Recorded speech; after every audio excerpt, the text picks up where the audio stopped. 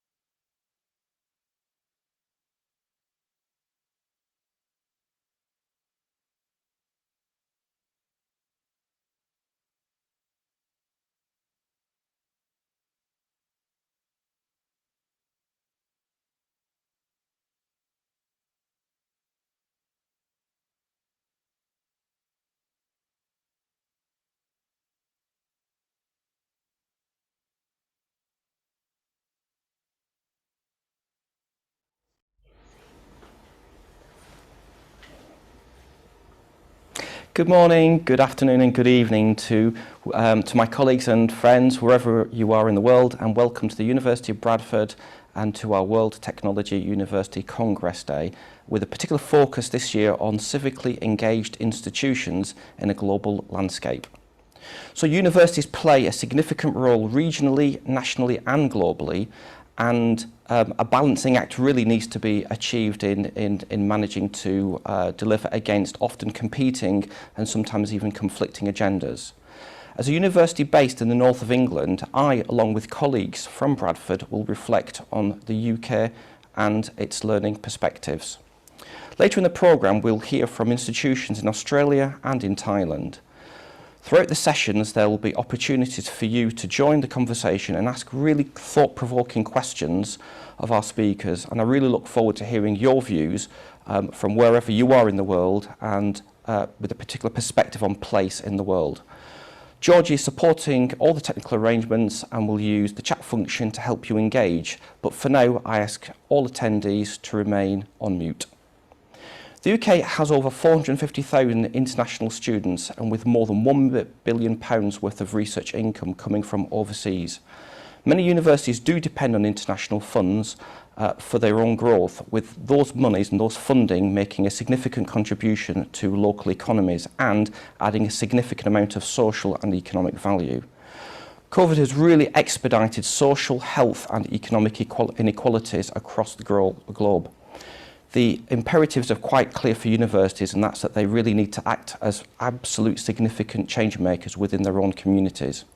It's now really essential and an essential element of all universities to be purposeful and to think locally whilst also acting globally. Through the day, we'll hear how local engagement can create global benefit, and we'll invite members to reflect on how WTUN as a global network of institutions can help harness local projects for global impact. I'm now delighted to invite Professor Shirley Congdon, the Vice-Chancellor of the University of Bradford, to give her opening address. Shirley, over to you. Thank you, Zahir, and a really, really warm welcome to the University of Bradford. I'm really delighted that the University of Bradford is a member of the WTN, indeed the founding member. I'm especially pleased to note that we've got Professor Brian Cantor joining us this morning, who was our founding chair. So morning, Brian, and good to know that you're online. So the importance of universities being relevant locally and globally. So I'm going to be talking about this for the next 5 to 10 minutes. So at the risk of speaking to the converted, I'm going to try and speak without sort of getting into a lot of detail, but keep this at quite a strategic level. I'm going to be touching on what it is that civic engagement embodies and what is meant by international footprint. Slide 2, please. So at the University of Bradford, our mission is to drive sustainable social and economic development through outstanding research and teaching and innovation. Our vision is a world of inclusion and equality of opportunity where people want to and can make a difference. And importantly, we want to be known as the place to make that difference. Our strategy is our public declaration of our commitment to develop a fully inclusive institutional climate, which fosters a culture of equality and makes our diversity count. We know at the University of Bradford the value of our diversity, and we want to leverage it. So when we speak of people, we don't mean people just locally, we mean people from across the globe.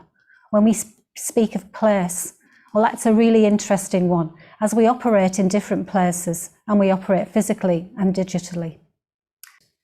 If university leaders do not understand the importance of the interplay of local and global in bringing about global impact, then we have failed to deliver on what I consider a common mission for all universities. That is to apply our teaching, research and innovation to support individuals and communities to prosper, to be part of the global solution to poverty and significant and worsening structural inequalities. Slide 4, please. So international footprint, when you first think about the word international footprint, it reminded me of how universities used to think where they should occupy, whereabouts in the world should they be.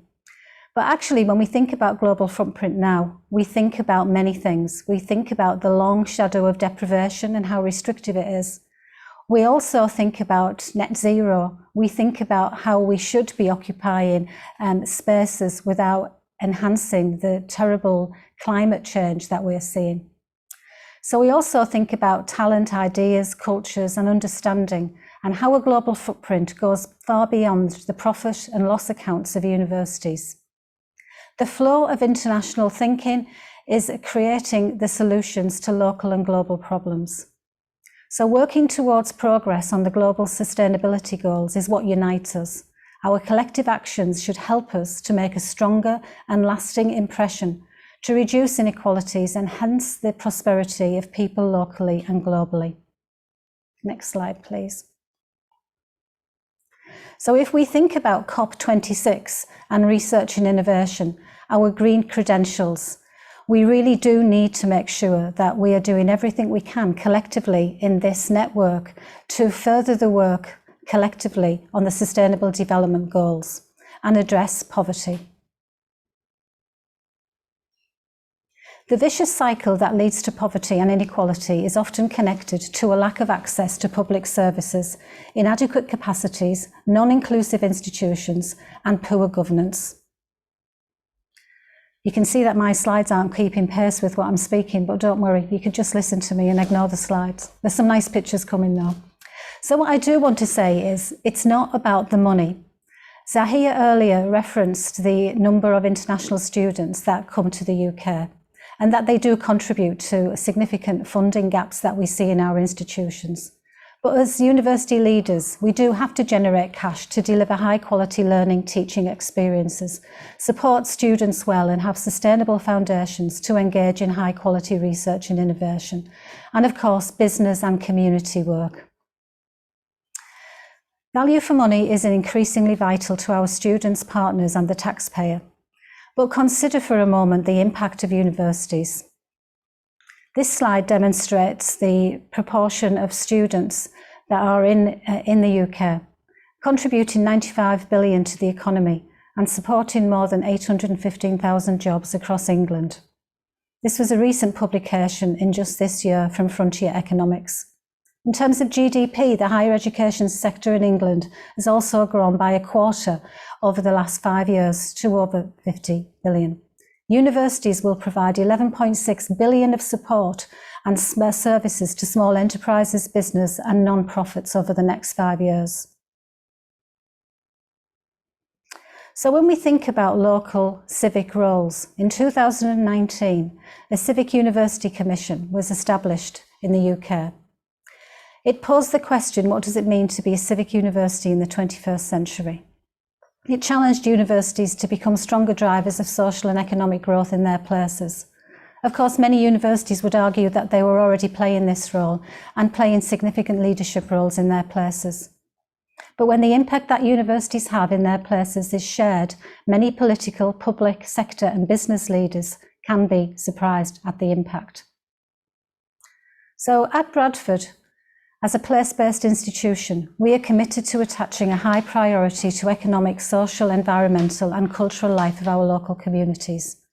Our civic role will be informed by an evidence-based analysis of the needs of our place, developed collaboratively with local partners and informed by the voice of our local community. We will collaborate with other universities and anchor institutions and form partnerships to overcome the challenges of our local communities. With our partners, we will be clear about what we do and how we measure it, so we can say with confidence what we've achieved and how we might do better in the future.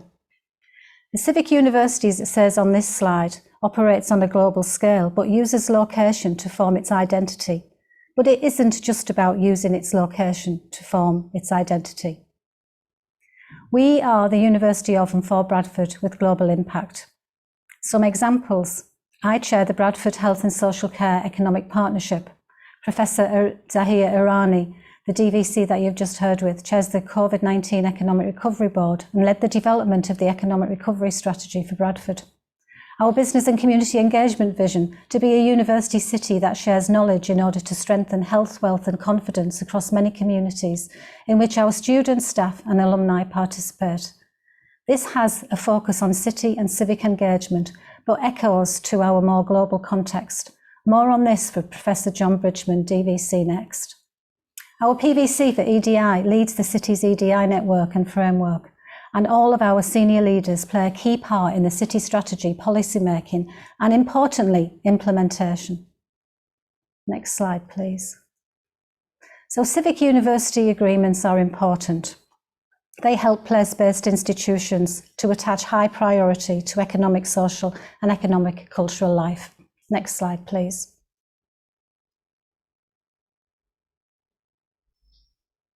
It's gone. Can't find the next slide. So I want to really finish by saying that no matter what we are working on, whether it's the global sustainability goals and we are focused on 1, 2, 3, 14 or all of them collectively, it is important that we share how we are attaching and tackling these goals locally and share them globally right across our network. And the most important thing for a university like the University of Bradford is that we make sure that we leverage our diversity to bring together thought leaders, encourage thought diversity, and make sure that inclusion is the centre of everything that we do. Thank you.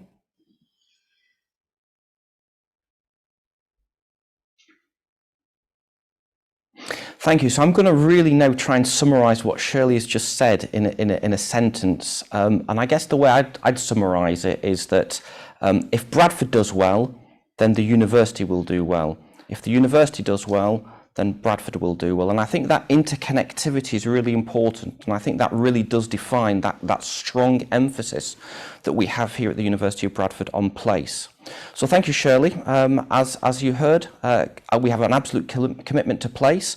And we do believe that place is important in defining and moving forward our role and our contribution in Bradford.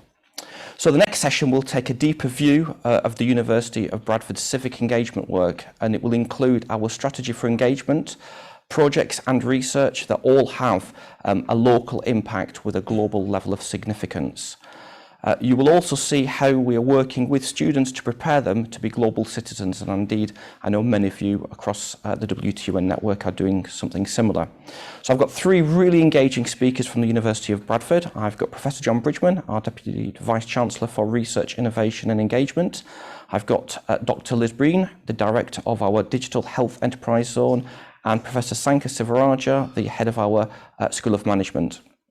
I will take questions at the end of all the presentations, so do please feel free to add these into the chat.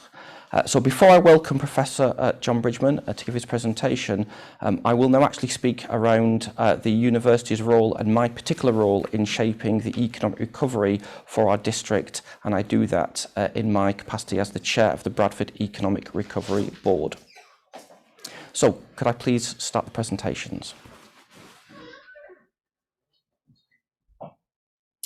So, as I mentioned, I've got a dual role. I'm the Deputy Vice-Chancellor at the University of Bradford, and I was asked over the summer last year if I would take on the role as chairing our district's economic recovery development of our plan, and that has resulted in a document that now will plan and project forward the university's contribution over the next 5 years.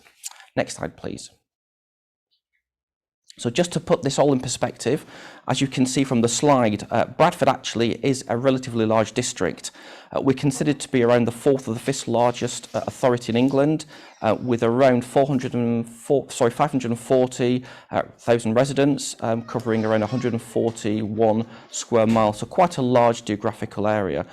In terms of our economic contribution, we're around the 11th largest economy in the UK, and that's worth approximately £10 billion, so quite a significant sized economy. And in terms of our contribution towards the manufacturing sector, we've got the 4th largest number of manufacturing roles within the country, and that follows London, Birmingham and Leeds. And pre-COVID, we were on a significant growth trajectory as a district, returning around 3.7% GVA compared to a national growth rate of 2.6. So next slide, please. As you can see, we're on a significant growth trajectory prior to COVID, and hopefully we're in a position to try and recover that position. So I think it's fair to say that COVID really did occur at a time of significant national challenge, and you can see that in terms of the challenges being around climate change, societal change, and of course here in the UK we were trying to really better understand what exiting the European Union meant, and that I think is something that we're still coming to terms with. In respect of what the impact of COVID has been, you can see that during the depth of the recession that was induced by COVID, we saw a 9.9% contraction of our national economy, and that actually is quite similar to the significance that we saw in the Great Frost of 1709, which is the only comparator that I could find However, I do recognise that we have seen some economic gains more recently, but we do need to be very mindful of the inflationary pressures that I'm sure will follow. Could I return to that slide, please? I think COVID has and will continue to in the short to medium term put significant pressures on our public finances, and I think that really is something that we need to be very mindful of as taxpayers, but also as generations that will follow that will have to pay some of that significant spend. We also have to need to bear in mind also the significant loss of lives that have been affected as a result of COVID, and that clearly has affected many of people's physical, mental well-being, but also has taken away our personal liberties that we saw during lockdown. I think one of the key things for me that has occurred as a result of COVID, it really has put the spotlight on social and economic inequalities with a particular disproportionate impact on those most disadvantaged communities. And a small plug for the University of Bradford, we were identified and recognised by the Times and Sunday Times as the University of the Year for Social Inclusion, and I think that does demonstrate the work that we have and continue to invest in trying to address some of those disadvantaged communities. Next slide, please. I think some of the standout points I do want to just draw in terms of trying to better understand the local environment that we operate here in Bradford. We are Europe's largest and most youngest city, and I think that is represented in terms of the number and the volume of 16 to 24-year-olds. And I think that is an important point to just recognise, because of course we do know that that group and that community is impacted as a result of the challenges we see in terms of employment. We also recognise that Bradford has a higher than average BAME resident community, and again we do know that the BAME community are a group that are disproportionately impacted as a result of recessionary and contracting climates. And also an important point to note is that NEET rate, which is those proportion of your population that are not in education, employment or training, which was already high in our district, we've seen a significant increase, around 22% over the last 18 months or so. And finally, we've seen a contraction of the number of people that are available and the number of apprenticeship opportunities that are being made available to our local residents. Next slide, please. I think what you can see from this graph, although slightly out of date because in fact the August economic data is now available, you can actually see the larger proportion of the age 16 plus claimants, those proportion of our residents that are not in employment. And you can see that Bradford, within that particular slice of data, has a very significant increase over other district regions, and indeed is significantly higher than the national trend. And when you extrapolate also from that data set, you can see that the proportion of 18 to 24-year-olds, so again, another slice of that data does demonstrate that the proportion that are currently seeking employment across our district is significantly higher than the national average. So you can see both the volume of people from 16 to 64-year-olds and that proportion of younger residents, the 18 to 24-year-olds that are currently seeking employment and that are affected as a result of COVID is large within our district. And when you add on to that we've got a large proportion of a BAME community across our residents, that you can see that we are expecting and continue to see also that our local economy is stressed. Next slide, please. I think some of the challenges that we see across our district that we need to address clearly is around improving the low skill base, and really that has to emphasise the need to ensure that our citizens are able to enter the world of employment, and that really involves filling vacancies but also supporting that transition into new sectors. So it does involve looking at new skills, it also involves upskilling our current residents, but also recognising that the level of skill base across our district actually is from a relatively low starting point, and you can see that in terms of the proportion of our residents and the volume of residents that currently have a relatively low level NVQ skill base, which we are currently under the national average. We also have a significant challenge across our district in terms of our digital and physical connectivity, and we do know that we've got challenges in trying to ensure that we have that digital infrastructure created, whether that's full fibre, 5G, and we do know that the benefit of that is not only in terms of enhanced performance, but actually in terms of bringing new skill sets to our district.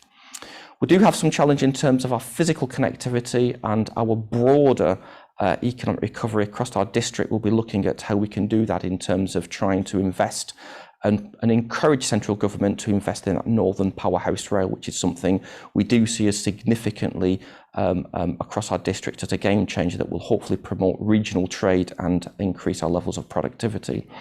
And finally, our historical image and reputation is something that we have worked hard and will continue to work hard in terms of trying to develop, recognising that that Bradford actually has the world's first UNESCO City of Film, and also UNESCO City World Heritage Site. And of course, we've got significant volumes of unique heritage across our district in terms of the actual physical listed buildings across our district. We've got around 71 listed buildings just in the city centre district alone, and we do need to find ways of how we can leverage our asset base and make sure that the district is actually a destination that people want to travel to, and a district that people want to come and stay and hopefully work in and contribute towards the productivity of Bradford and the Greater District region. And finally, one of the key things that we are very proud of, and that actually is to draw on some broader statistics, is that Barclays Bank have identified our district as actually the best place to set up a business, and that is according to a Business 2017 and 2021 statistic and league table that was demonstrated our region as actually wanting to and being a destination of choice for those that want to come and set up their own businesses. Next slide, please. So when I was asked to take on the role as the chair of the Economic Recovery Board, one of the key things that I did want to emphasise is that actually going back to normal wasn't an ambition that I had. I actually wanted to significantly progress our economic recovery, and that was a view that was shared by the leader of our council, Susan Hinchcliffe, who was very clear in articulating that the need for an economic recovery plan needed to absolutely bring the ambition of our district, and we wanted to bring our communities together so that community and all our assets could thrive, and hopefully ensure that we could manage to ensure that any further shocks to our economy could be carefully managed and would ensure that we're able to progress forward. Next slide, please. So what you can see from this slide actually is that our starting base was to look at the existing economic strategy for our region, and actually that was something that we used as our starting base, and what we wanted to do was to stress test that. So across the Economic Board, what we did is develop a number of working groups, and we identified 4 key themes that we wanted to focus on. So the first one was to look at skilled employees and employment into new and growing sectors. And we were very clear that we just didn't want to focus on skills development. What we wanted to do was make sure that employment tracked those skills. And that was something we put a great deal of effort into identifying those sectors that we felt could benefit from growth stimuli, but also identify those sectors that we weren't going to continue to support because actually we wanted to put our limited resources elsewhere. There was an absolute commitment to the green economy and to focus on a circular economy set of stimuli, but also to contribute to activities that would lead towards a zero net carbon and a clean economy. And that actually resonated really well with the central government's agenda of a green industrial strategy that indeed today we heard that the government has started to put inducements across our population to try and ensure that people do move towards that zero net carbon clean economy. We also wanted to enhance on some of the statistics I mentioned previously that Barclays had identified that actually our district was a district that people wanted to come and set up their businesses in, and we wanted to find new ways that we could try and ensure that we were a welcoming environment, and indeed that we were promoting entrepreneurships and business startups.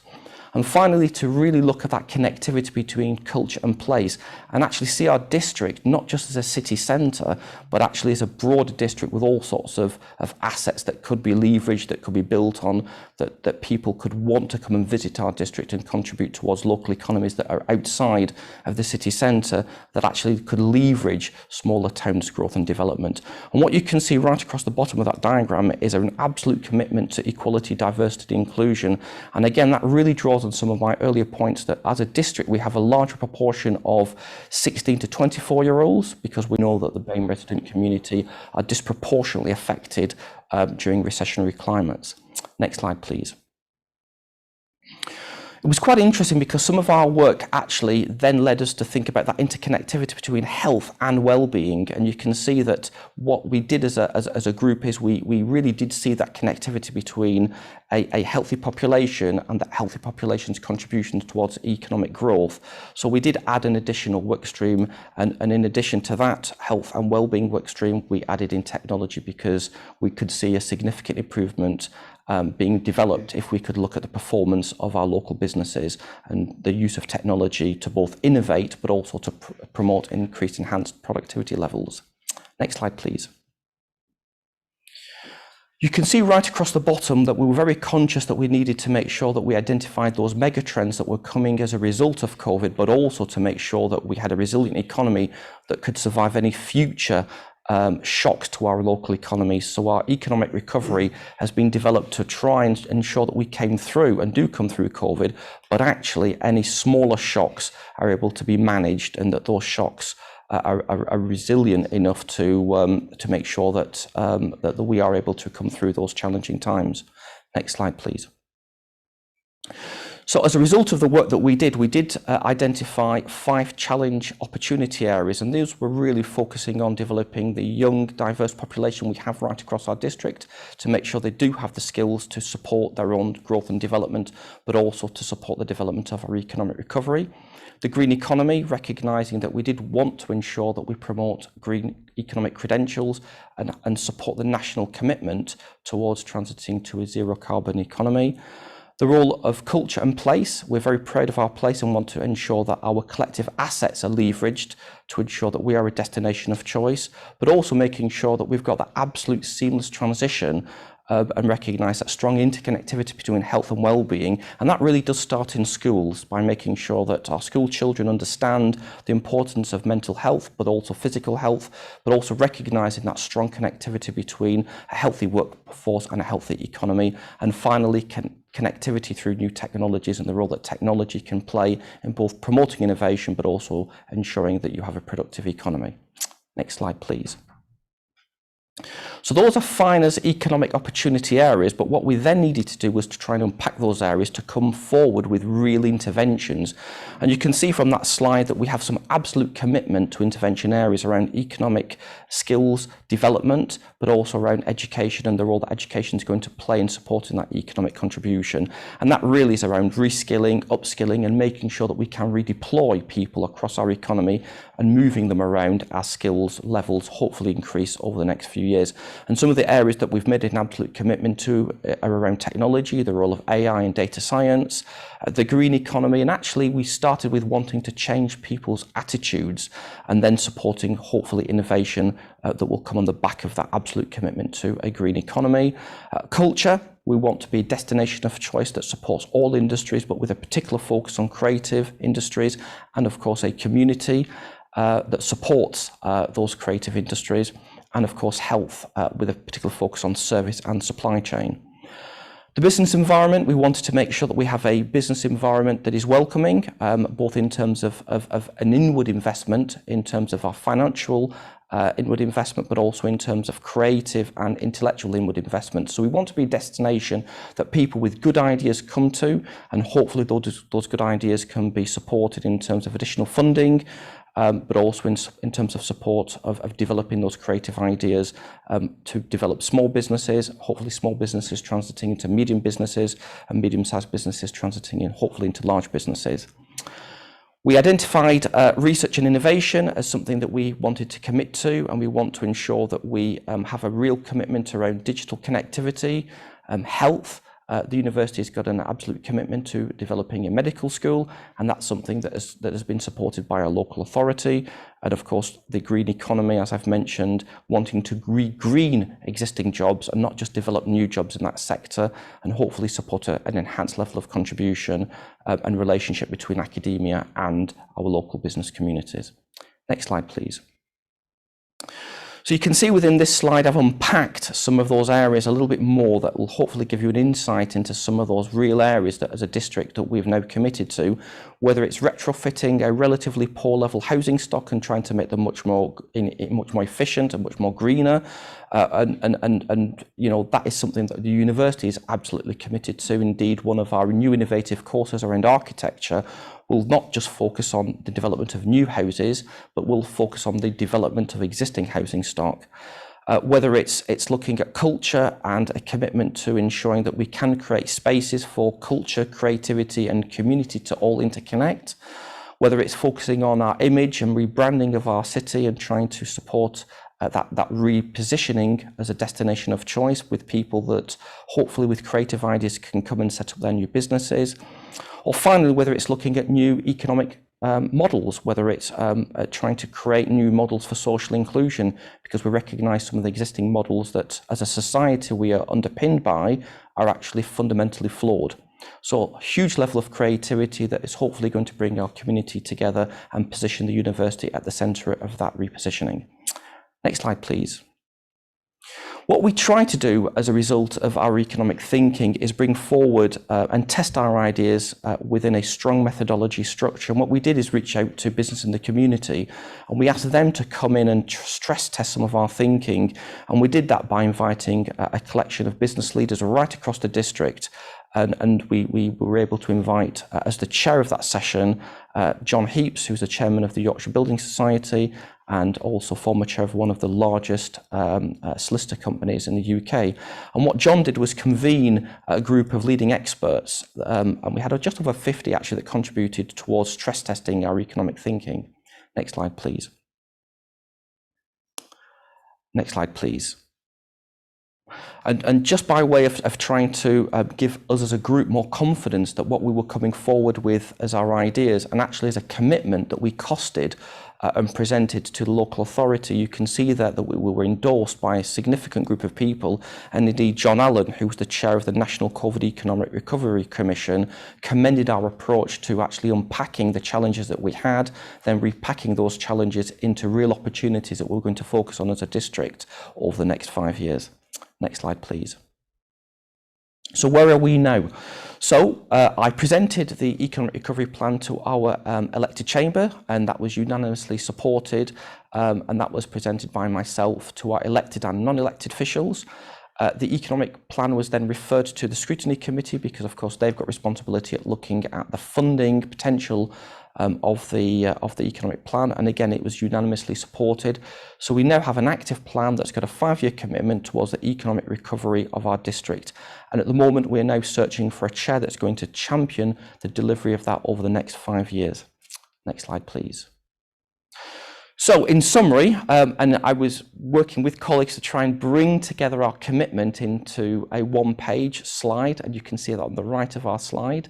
And what we've tried to do is summarise our commitment in terms of the economic recovery of our district. But essentially what we have got an absolute commitment to is to equip our young and diverse population with the skills that they need to succeed, to support our businesses to use new technology and to drive innovation, to leverage our cultural assets and distinctiveness of our place to spur economic growth, to enable all people to lead healthy and productive lives, and finally to transition to a sustainable, resilient and connected decarbonised economy. And that really does bring together what I think is a very compelling offer for our district to hopefully project us forward and coming economically out as a community into hopefully what will be a bright future for our district in Bradford. So I would now like to invite Professor John Bridgman, our Deputy Vice-Chancellor of Research, Innovation and Engagement, to speak. John. Thanks, Zahir. Hello, everybody. Welcome, whatever time zone you happen to be in at the moment. I'm delighted to have been given the opportunity to talk at today's Congress. Could I have my first slide up, please? Whilst I'm waiting for that slide, just to reiterate something that our Vice-Chancellor, Shirley Congdon, was saying just a few moments ago. At the University of Bradford, we have an overarching university strategy that is focused on driving social mobility and social inclusion. If you read the strategy, there's a very arresting statement in the first paragraph that says that we want to create the conditions for social, economic, and cultural impact. As part of driving that strategy forward, I have responsibility for research and innovation and for business and community engagement activities here at the university. And I'd like to spend a few minutes talking to you this morning about our approach. Could I have the next slide, please? This is our research and innovation strategy in one slide. We have a vision that says that the university empowers and encourages its researchers to deliver internationally leading interdisciplinary research and innovation that's going to shape and benefit future societies. So we have a focus on shaping future societies. Now we realise that in order to drive success, that success depends very much on our staff, our students, our infrastructure and partnerships. And partnerships is something that I will be coming back to as I go through my talk. We realise that we need to have a strong and healthy, inclusive research environment. One of my roles as DVC for research is to focus on making sure that our academics have the right environment to be able to generate high quality research that will be impactful and, as I say, used to shape future societies.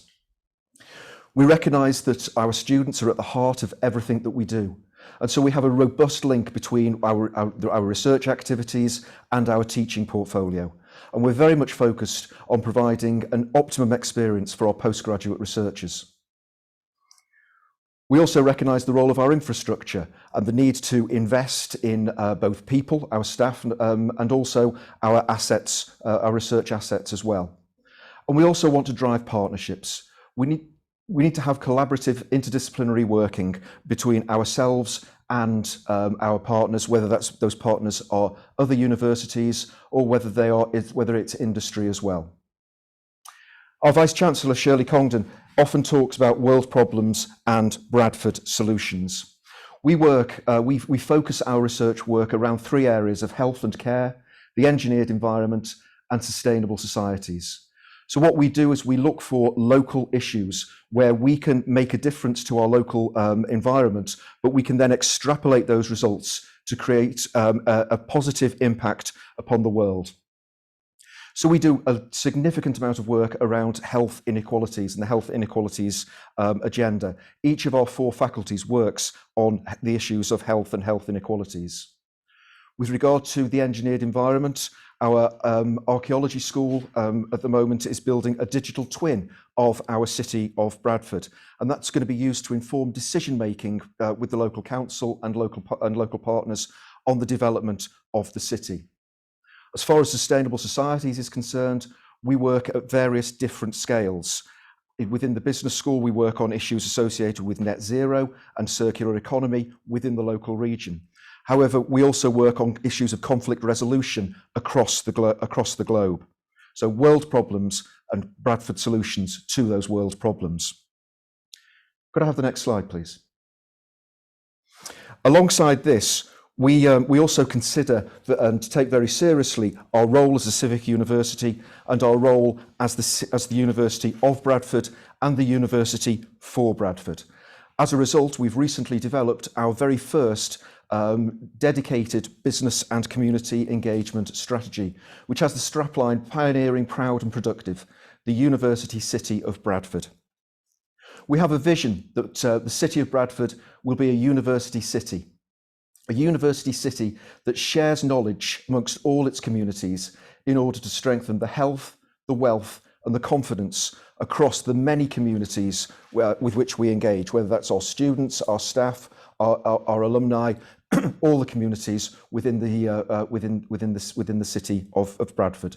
So we have a mission to enhance the health, the wealth and the confidence. We want to generate knowledge-rich employment. As I said before, we're very much focused on producing better health outcomes for our population and also for generating an enhanced sense of pride in this wonderful city. What our business and community engagement strategy is focused on is developing a city of research and innovation, one that provides educational opportunities for underrepresented groups and develops leaders of the future for the city and a growing population of innovators.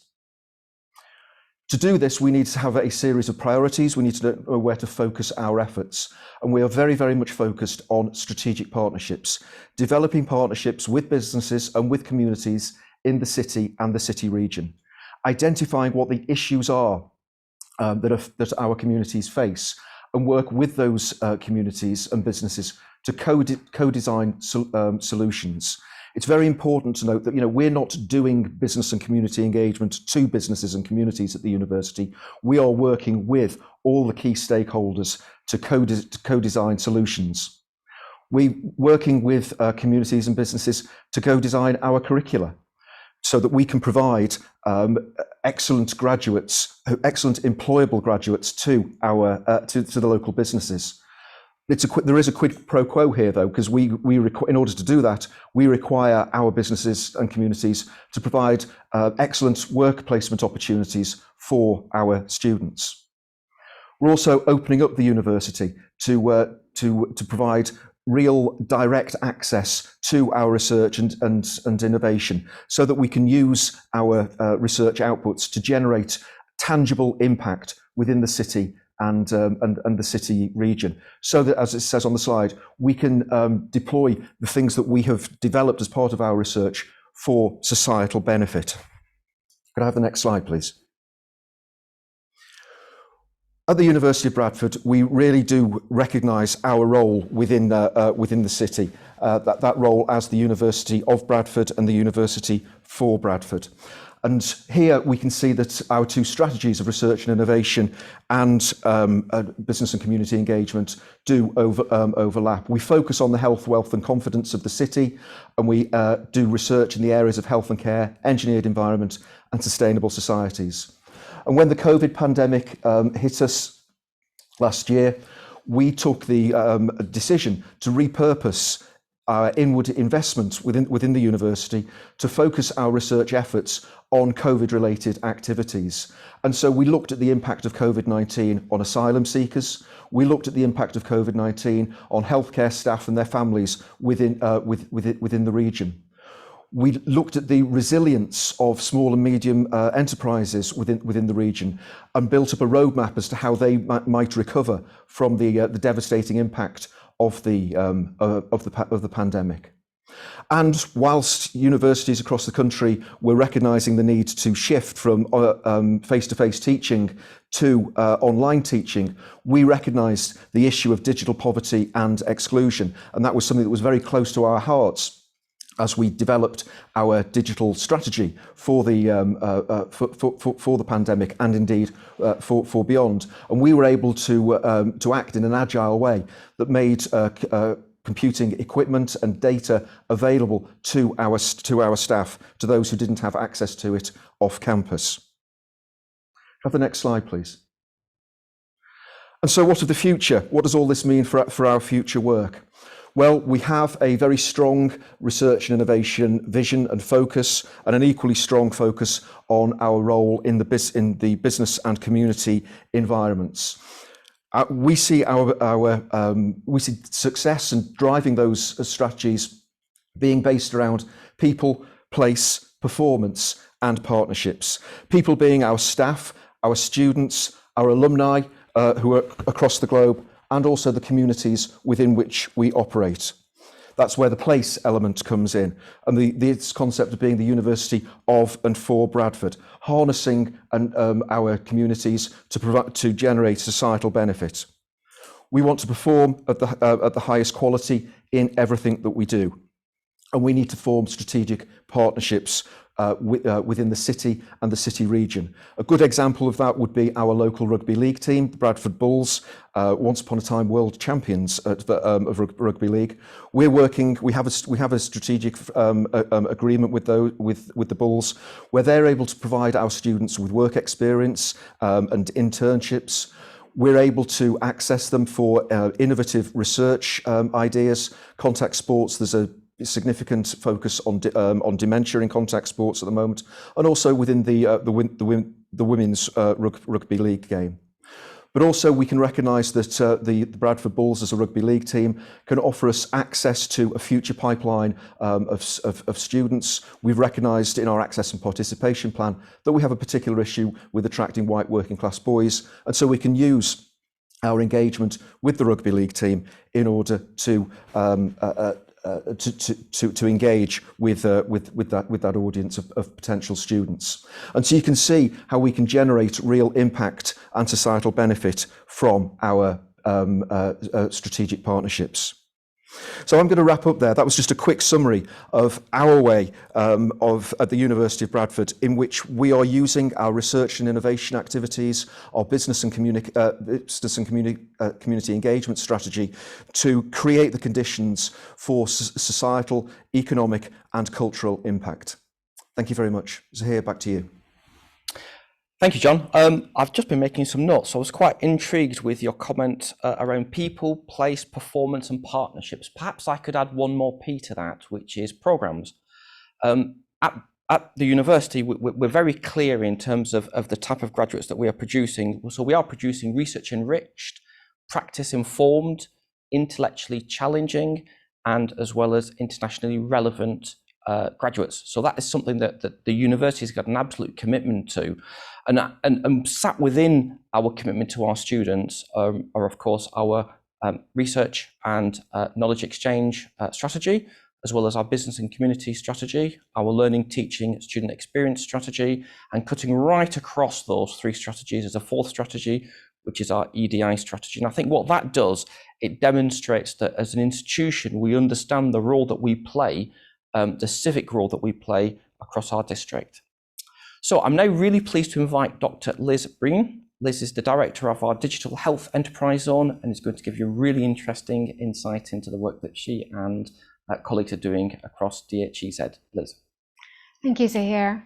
Hi, everyone. I'm really pleased to be here today. Good morning, good afternoon, and good evening to wherever you are in the world.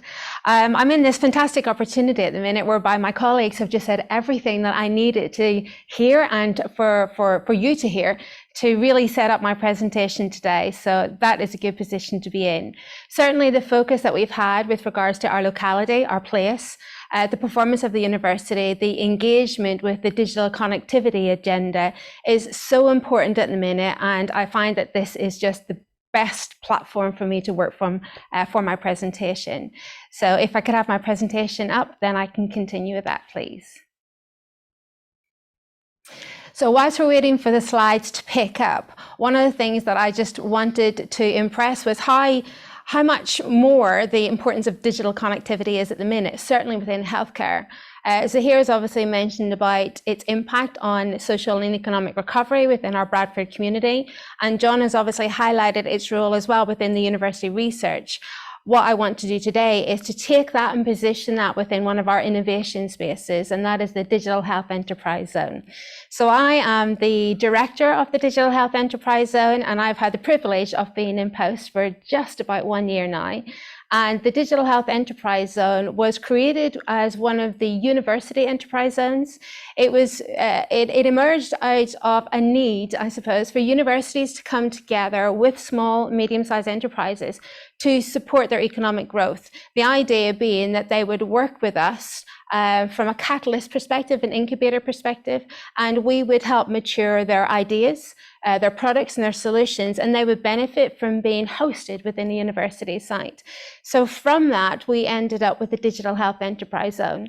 Now, we are very different from the other university enterprise zones. You know, my colleagues who I work with, who are directors of those enterprises, they're very focused on the business catalyst activity, but we are in the unique and privileged position that we have a very versatile space within DES. Certainly, we are there to bring in our business as catalyst ventures and to work and mature them. But also we have this flexible space whereby we have, say, for example, a phlebotomy suite. We offer training that we bring to our students. We bring in external parties from our NHS trusts, and we also offer that training to our internal staff. And obviously, certainly from a student perspective, it gives them added value when they finish their applied health courses. So that is something that we will continue to grow within DES, but also we are part of a bigger agenda whereby we want to do excellent research for our community. The way we work is that we have very experienced researchers, but we want to make sure that we respond to our local needs. As has been said already by my colleagues, working at a local level is what we do best. However, we can do amazing work that can take us to national and international levels as well. And we would hope that would be something that we could deliver to across the board with digital health agendas. We are also in the fortunate position of having what we call a technology house. Now, this is your 2 up, 2 down facility. It's a bit like your nan's house, and we can offer a simulation space or a living lab. Certainly at the minute, we have our local council with us, and they are testing and training their staff with sensors. And this is to focus on their technology-enabled care program. So we are very pleased that we have very strong partnerships, and we have partners who want to work with us to advance their digital health agendas, to make sure that we can contribute more to our local economy, and to make sure that we do excellent work with our researchers, but also support our students and our curriculum development as well. We're also, and I'm heavily biased here, we're also very fortunate to have a gorgeous leafy zone on the university campus. On an average morning when you walk out, we are fortunate to see lots of lush green grass, but also lots of rabbits and squirrels running around. So it just puts you in a right frame of mind to do great things. Next slide, please. So this is what I've called the DES, the Digital Health Enterprise Zone Pentagon. I can't take the credit for creating this, but at the same time, I think it very firmly sums up our agenda and what we aspire to deliver within DES. Certainly, we know that we need to undertake multidisciplinary activity, and we need to work with our partners externally and within our different faculties to instigate new research agendas and to continue and build our expertise on existing research agendas. But we also want to make sure that our partners are wholly included, and our business enterprises, and also our students. You know, we are creating within the University of Bradford the healthcare professionals and business entrepreneurs, etc., of the future. We want to make sure that we can further their digital health experience within DES. So we would encourage our staff to come to us with ideas of how they can use our facilities to support the teaching environment. So DES is very firmly with and for our communities and our partners. Next slide, please. So these are our current pillars of activity within digital health and DES. Now, I have to hand on heart say that we have built these from our current expertise and current activities and current projects.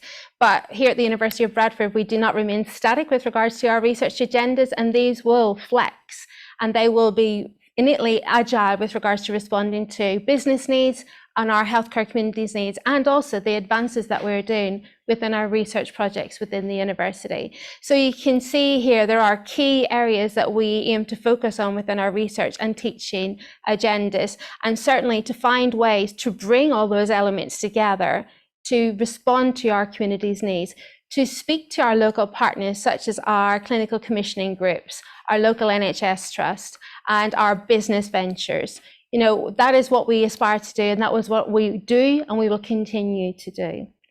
Next slide, please. So one of the key areas that we've focused on within DES has been to support the Novavax trial and also the ongoing COVID-19 booster trial. So this is a lovely picture of when we launched and when we advertised that we were supporting the Novavax trial. And here we have a consultant from our local NHS trust, Professor Dinesh Saralaya, and also next door to him is obviously our VC that you saw in the earlier presentation. In the backdrop, you can see the lovely green doors, etc., of the DES building. It's a very fresh, vibrant environment, and this is the epitome of launching something very, very important. We all know how important the COVID-19 vaccines have been to our communities, and it has been a global effort to very quickly advance the progression of the trials. And obviously Novavax is homegrown, it's being manufactured within the UK as well. The university obviously partnered with Bradford Institute of Healthcare Research and our local trust to be able to support and provide the facilities to this.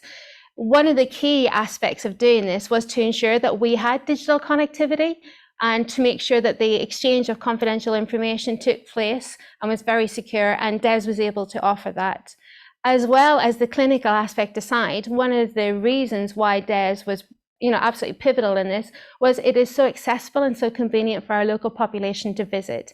So that being the case, it was the perfect environment to host the Novavax trial and also the continuing booster trial. Next slide, please. So another example of where we work with our local partners, and also in this example where we are integrating our research and our teaching, has been the creation of what I've called DICE, which is the Digital Health Innovation Centre for Evaluation. So DICE was created with the view that actually we have really excellent expertise within the university, and we know that our partners are doing amazing projects such as smaller QI, quality improvement projects, or even larger, more strategic, impactful projects. And I felt that this was a lovely opportunity to liaise with our University of Bradford Working Academy and to introduce some of our students to do further evaluation on NHS projects. So can I introduce you to Charlene and Ben? And they are technicians who work in the plaster room in Bradford Teaching Hospitals. Charlene and Ben had an idea that they wanted to change the practice within the plaster room. They wanted to improve it because they were getting lots of queries through from patients about when their next appointment was, about how to look after their cast. And it's so important when your bones are healing, etc., that you do maintain the quality and the integrity of your cast. And patients were always being given information in paper form, but actually they kept losing it, or something spilled over it. So a way around this, an ingenious idea from Charlene and Ben, was to create a QI code that they would put on tape and they would secure around the outside of the actual plaster cast. And the QI codes have been around for quite some time, and that being the case, it's not rocket science. However, for this practice, it changed things phenomenally. So obviously, patients were very pleased that they had direct access to this information. It reduced the amount of queries that Charlene and Ben were getting. It allowed them to redeploy extra time back to other activities. And it was a win-win across the board with regards to this process improvement. So the role of the university in this was to do an extra level of evaluation. And to do this, we introduced one of our master's projects from the School of Management, and he undertook this as part of his dissertation. So he did an amazing job, and we were very pleased with the results. He produced a report and a presentation back to the NHS Trust. And on top of that, Charlene and Ben have been nominated for no less than 3 awards. So we're hoping, fingers crossed, that that goes successfully. But this is just one of the examples of the work that we're taking through DICE. We have another 2 projects that one has started, and that is with Diabetes UK North, and one which is to start in due course with the School of Psychology. Next slide, please. So I've given you a very whistle-stop tour of what DES is and the projects that we're undertaking at the minute with our local partners, and obviously I've focused a lot on the NHS in this. So I'm happy to answer any questions in the forthcoming panel discussion, but if any of you have any comments or would like to follow up with any queries, then please do get in touch on the email address provided. Thank you. Thank you, Liz. Now, Liz used a really technical term in her presentation. She used the term "your nan's house." Now, what Liz actually meant by that, and it's a term that's often used in the north of the UK, it's usually used to define your grandparents' houses that are traditionally small, a little bit more out of date. So just for those of you that weren't familiar with the term "your nan's house." A really interesting presentation, and again, I'll try to summarise it in a sentence. And I think what I certainly took from Liz's presentation is think locally but act globally, and I think that really is demonstrated in some of the examples that Liz talked through and that colleagues are working on here at the university. So I'm now really pleased to welcome Professor Sankar Sivaraja. Sankar is the head of our Triple Crown School of Management here at the university, and he will now give his presentation. So over to you, Sankar. Thank you, Professor Zahir. And it's a great opportunity to be here and being connected with all the different audiences connecting from different parts of the world. So thank you for taking the time out.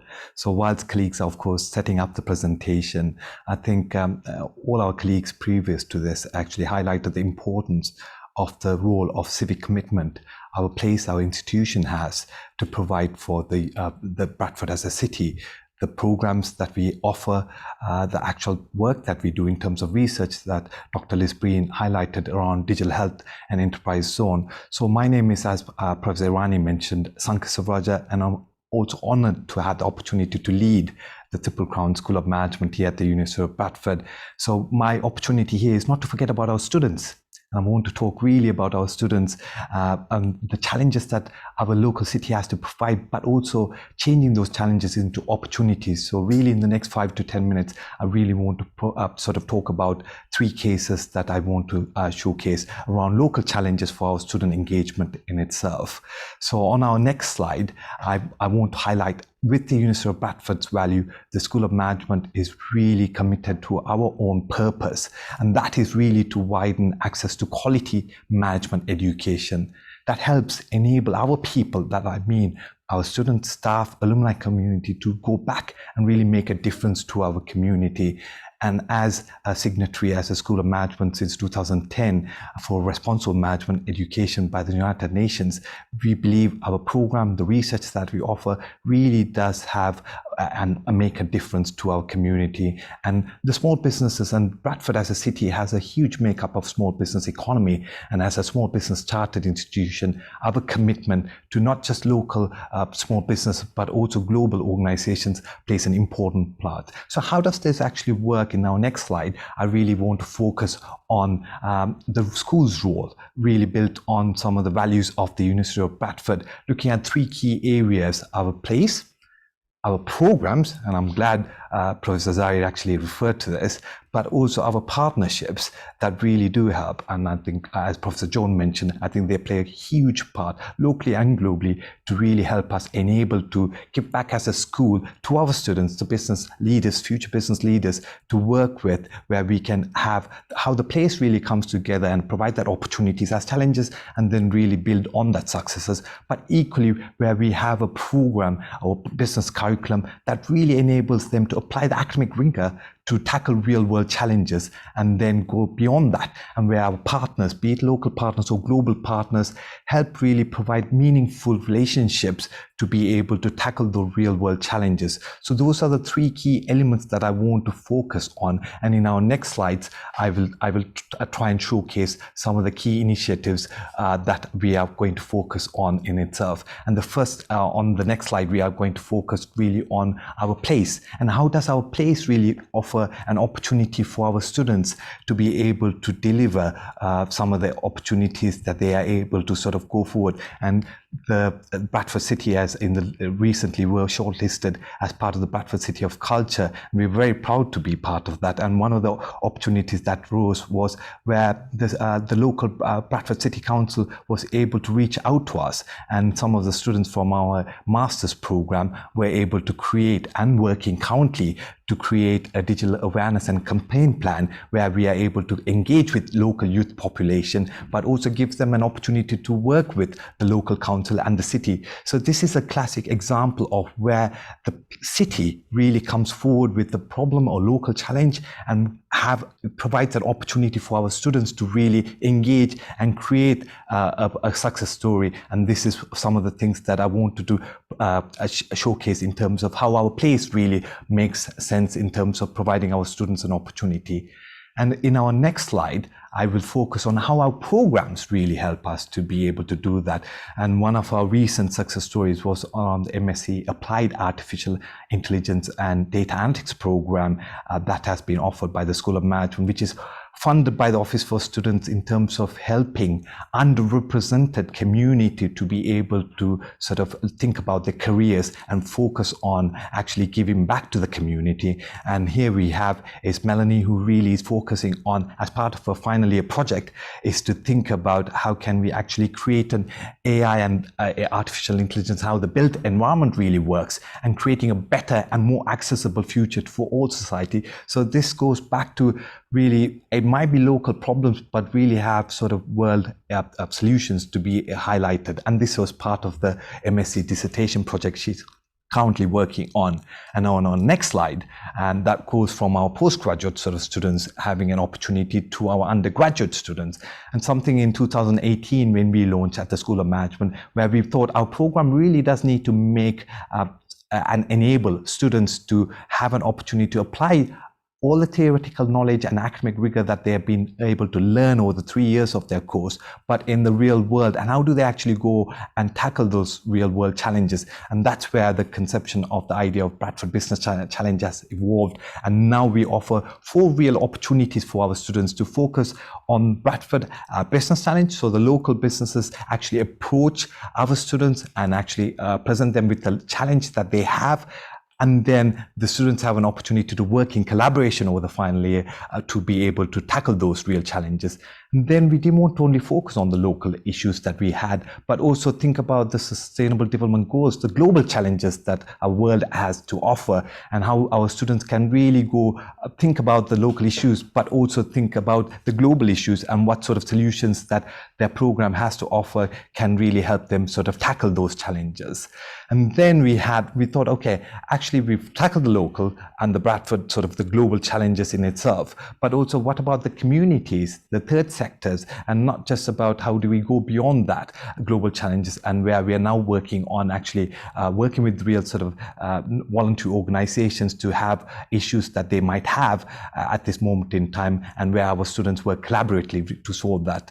And finally, not forgetting how as a city, we have an entrepreneurial community where we can actually create an opportunity, not just work in organization, but if students do have an opportunity to launch their own businesses and innovation, I think that's something that the Entrepreneurship for Good, I think again, aligned towards the University of Bradford's value of thinking about social enterprises and social innovation was quite an important piece. So this is through our undergraduate final year project, allowing our students to work on these opportunities and really tackle the problems.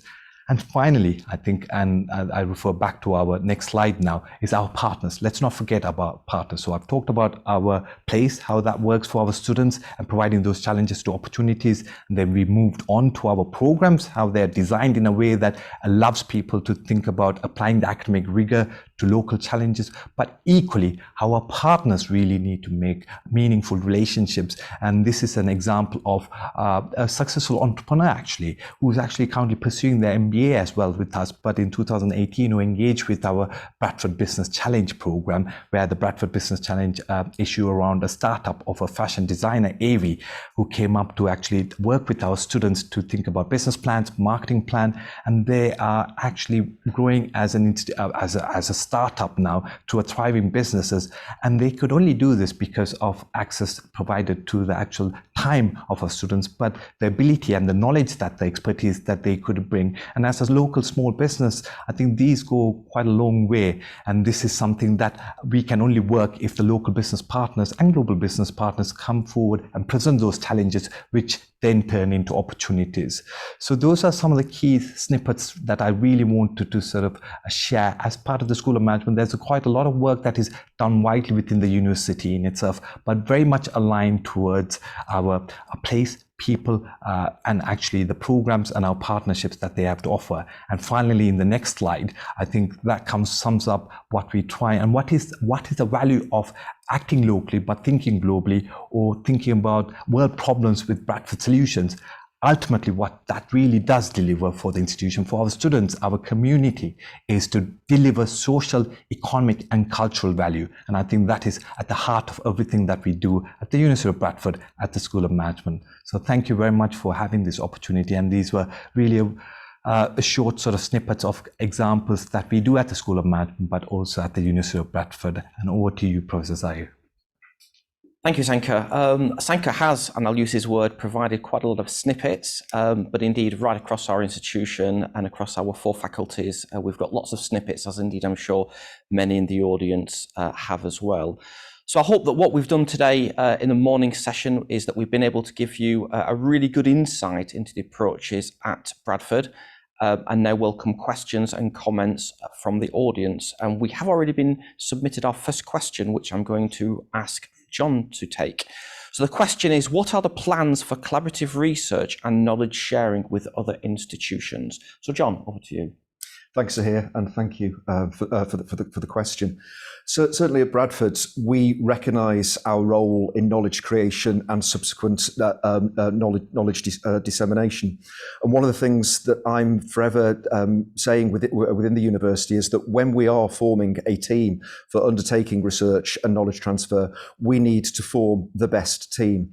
That's not the best team at the University of Bradford. That's not necessarily the best team in the UK. It's the best team globally. And so we need to reach out to other institutions across the globe to form the best team to do this sort of work. We have got at Bradford, we've got a good track record of KT activities across the world. We operate in India, in Australia, and significant operation in China. But I'm very conscious that that we can do more.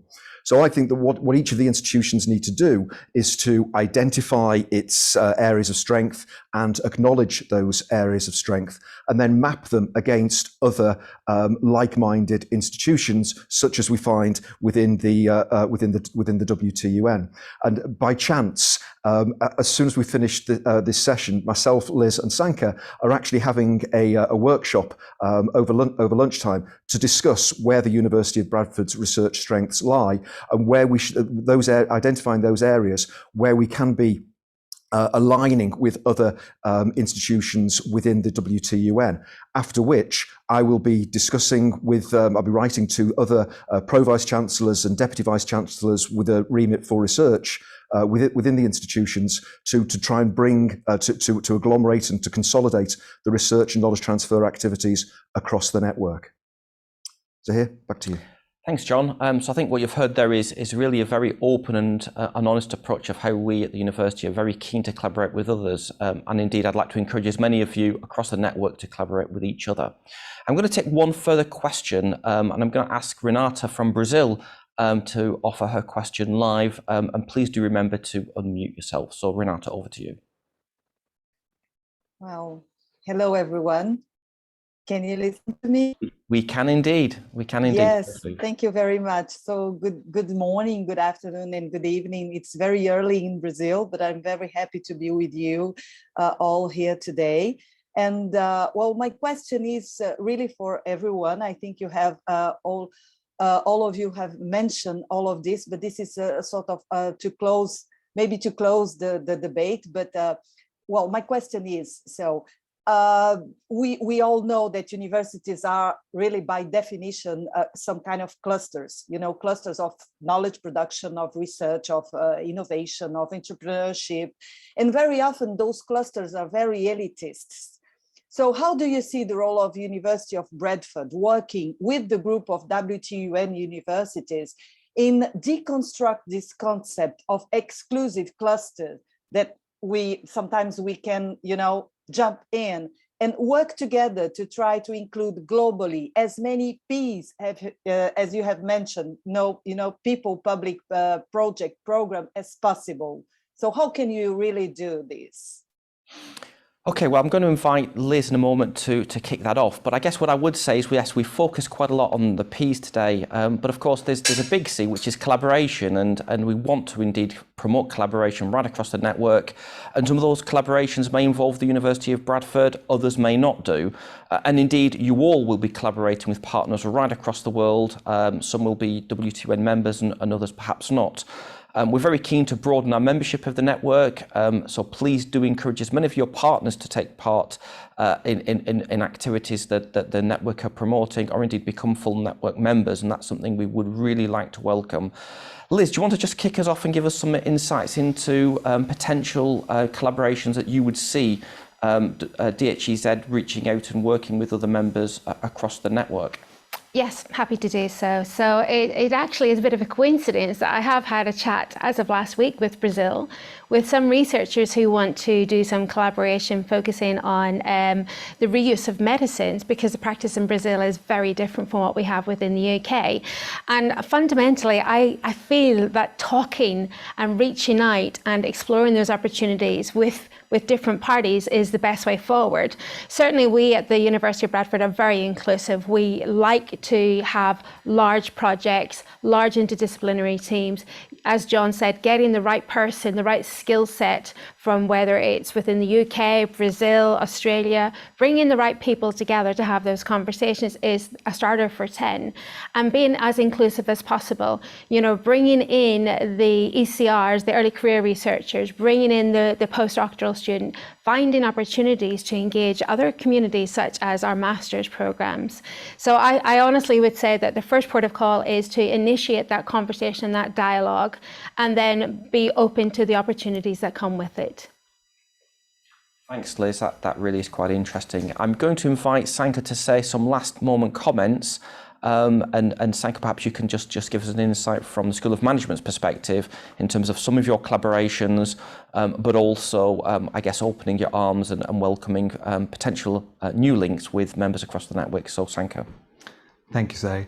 I think focusing on the question in itself, I think one of the key things that was talked about, the clusters of knowledge and elitist clusters. And I think at the University of Bradford, this is exactly what we want to challenge. And being inclusive is something that we proudly sort of work. And that starts from, like Liz said, the conversations, the collaboration, and the whole purpose of even the World Technology University Network to grow that collaboration and providing that opportunity is a starting and then a small step, but in the right direction to really to challenge any elitist sort of conception and notion that we might have.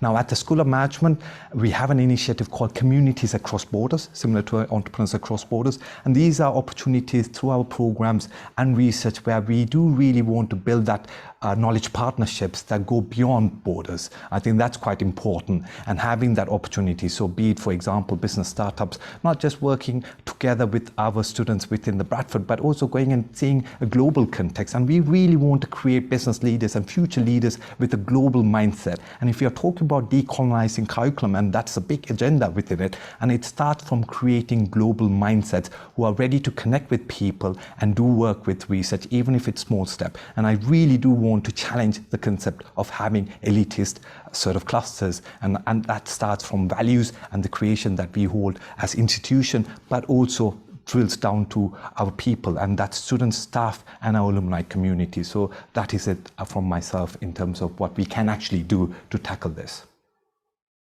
So a final word from myself. What I would like to say is that we really, as a group, as a collective, as a community in WTN, is really need to try and promote outward and inbound student and staff mobility. And we know that the network has had initiatives to try and promote the movement of our academics right across the network, and indeed some of our students as well. So let's really put some concerted effort over the next few years to try and ensure that in a post-COVID world, we can promote, we can celebrate, we can engage with each other through our students, through our staff, and of course through our broader networking community and conferences that we have, and indeed some of these live activities that we'll be having over the next year or two. So let's really put some effort into trying to make that possible. So it falls upon me as the chair of today's session to really thank our panelists. So thank you very much, John, Liz, and Sanka, for your really thought-provoking presentations. I'm sure that colleagues right around the world have really enjoyed hearing from your perspectives the work that we're doing here at the University of Bradford. So thank you, colleagues. Thanks also to our technicians, and of course to our hidden gems that are sat in another room somewhere in this building that make all of this work and all of this possible. We'll be taking a 10-minute break and then look forward to reconvening, and then we will hopefully resume our next session. So thank you, and we'll be in touch very soon. Bye-bye.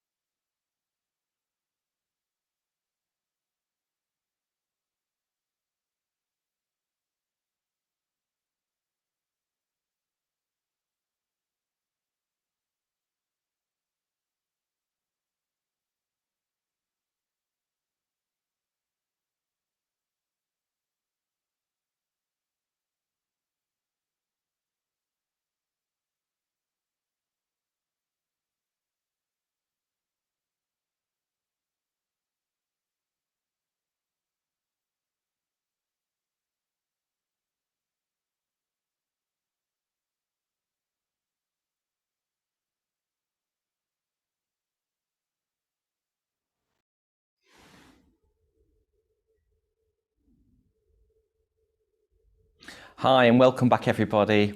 I'm really pleased to introduce the next session that will be it'll include a range of presentations and case studies from WTUN members. Unfortunately, we could not have all members join us here in the studio and on the campus in Bradford today. So I will introduce each case study and contribution via Zoom. We will take one question following each case study and will open to a shared question and answer session at the end of all the presentations. So the first presentation is a case study and it's from the University of Newcastle in Australia. We have 3 speakers for this presentation, and today we're going to discuss the University of Newcastle Triple Helix, Conceptualisation, Storytelling, Priority and Indigenous Connections. To begin, I'd like to welcome Professor Kent Anderson, Deputy Vice-Chancellor Global. Kent, over to you. Thank you very much for that. I think my colleague Tracy is already sharing screens, but can I begin with the acknowledgement that I'm on a Wawakal country here in Australia, and I pay my respects to the elders past and present who've shown custodianship over this beautiful land, and pay my respects to the elders of the Indigenous people wherever you are meeting. What we want to do today is, like Russian dolls, quickly in our 20-minute presentation, tell 3 stories that all weave together. So first I'll go and I'll present a theoretical model of universities called the Triple Helix model. And just by background, my name's Kent. I'm Deputy Vice-Chancellor here at University of Newcastle. But previously, I was the Chief Advisor for Higher Education to the Minister of Education, the past 2 ministers for education in Australia. After my section, Tracy Chalk, our Chief Marketing Officer, will tell a story about how we tell stories and how we use telling those stories to connect with our community. Tracy has a background in marketing and recruitment and was at the Australian National University and the University of West England before coming to University of Newcastle. Third, and our third China doll and at the heart of our story will be Nathan Towney. He'll talk about our Indigenous connections and our Indigenous engagement. Nathan is the Pro Vice Chancellor for Indigenous Strategy and Leadership. Nathan has an interesting background. I know one of the previous speakers mentioned the Bradford Bulls. Nathan was a professional rugby league player and has gone on to be the principal of the key high school in our region, the Newcastle High School, and joined the university 2 years ago to take leadership with our connections with the Indigenous people. We'll end with a 2.5-minute video that is the manifestation of these 3 stories coming together. First, though, let me tell you just a little bit about University of Newcastle, not to bore you with it, but to understand the context or the environment in which we're operating and to tell this story. The university, the same as University of Bradford, was formed in 1965.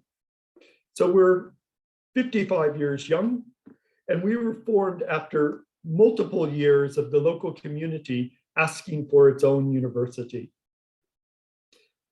Part of our establishing charter said we would be the university for Newcastle, this area where we are, but also the Central Coast to our south, where we have another campus, to the inner west into the inner part of this region, where we have a campus in Tamworth, and indeed to the north, where we have a campus in Port Macquarie. So just by distance, that's about 50 miles north of Sydney, in about 150 kilometers, and then north another 100 kilometers to Newcastle, and then another 200 kilometers up to Port Macquarie. And we're the only university in this region, serving this region.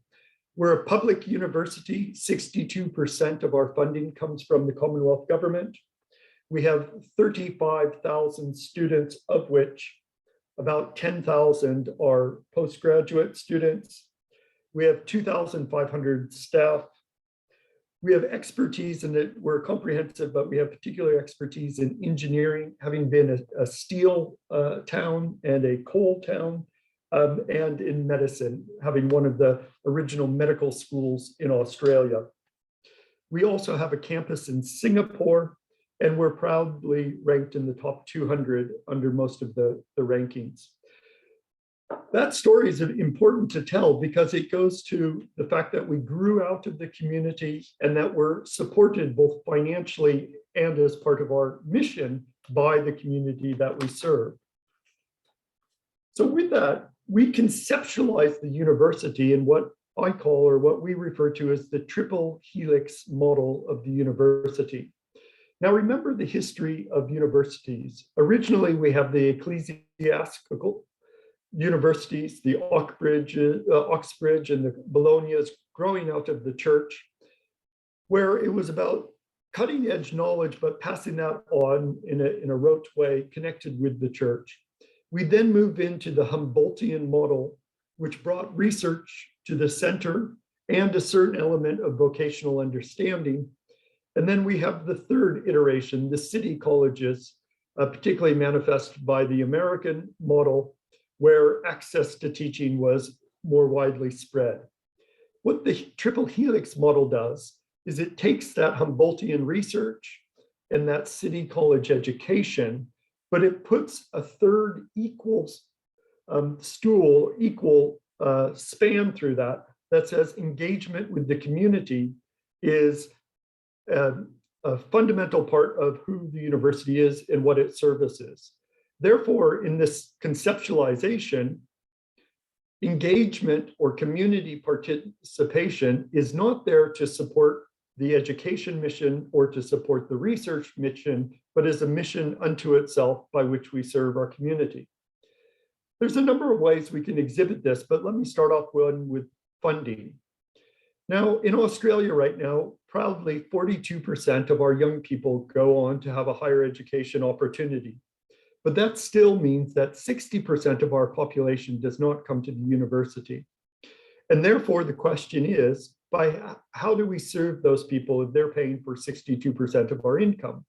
And we serve them through better engagement with the community in the broadest understanding of the word, so that every action we do, not only do we say, will this serve our students? Will this serve our staff?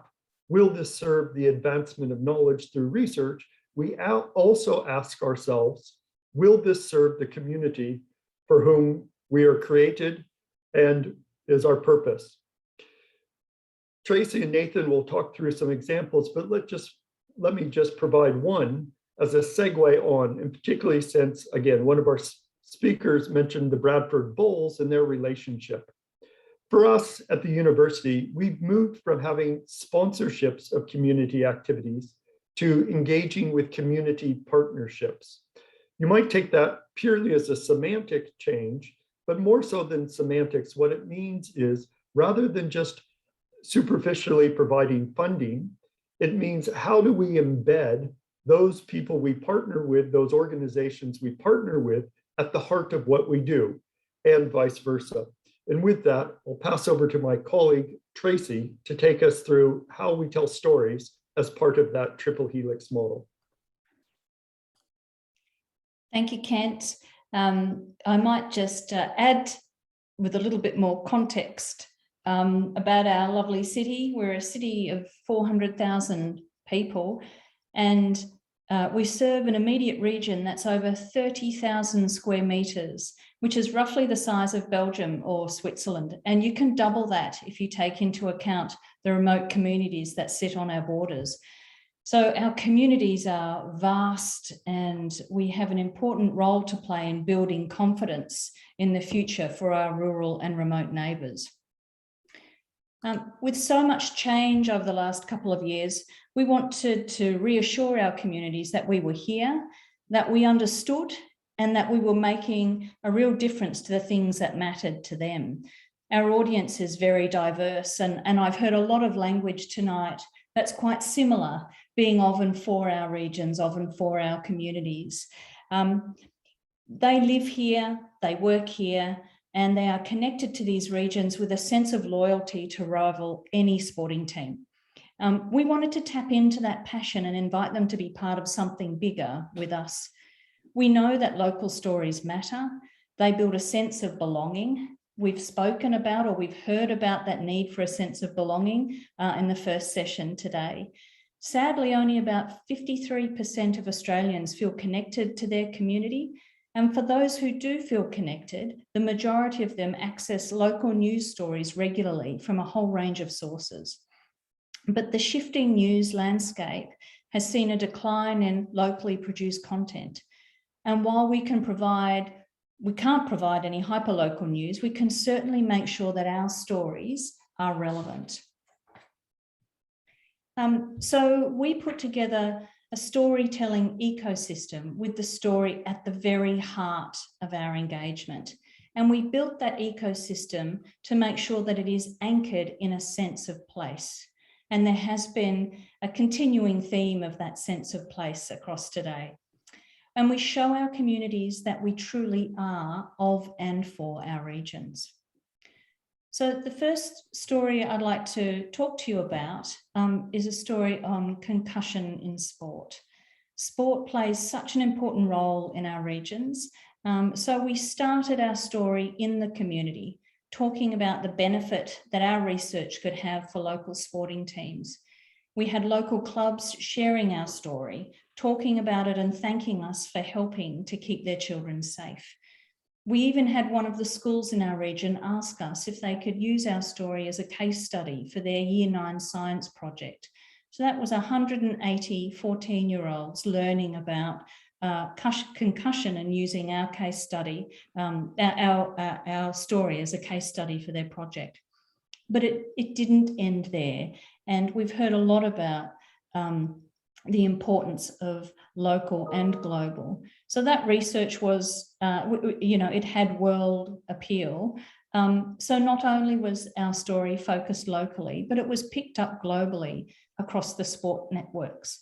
And our local focus was now being discussed in that global context. This generated such a sense of pride for our community who could see themselves in that story, which was now being discussed on Fox Sports and ESPN.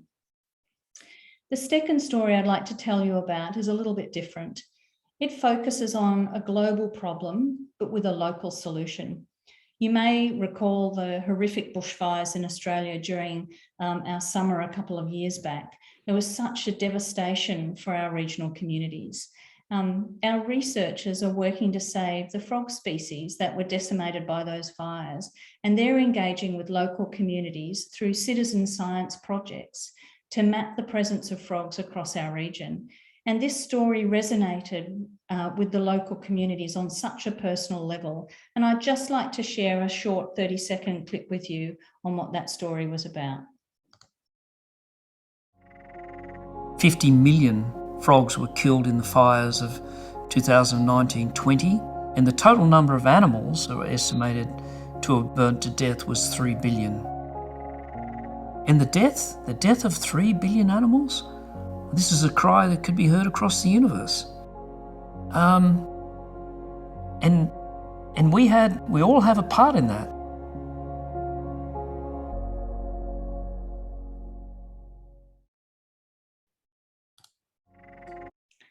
The last story I'd like to share with you was one of the most emotional and engaging stories that we've done.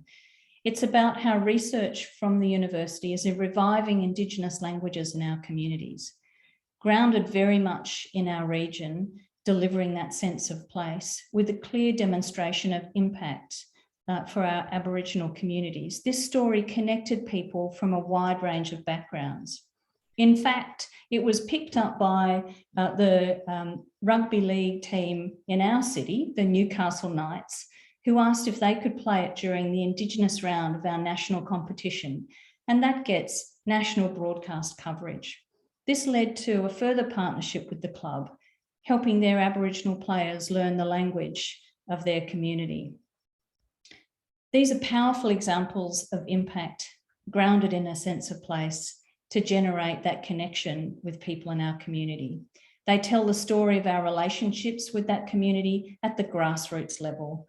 And when those stories are told outside of our region, they reflect the important role that universities play in building a sense of belonging and community engagement. And we hope that these efforts will go some way to increasing the number of people who feel connected to their communities in Australia. I'm now going to hand you over to Nathan Towney, who's going to talk about our Indigenous connection.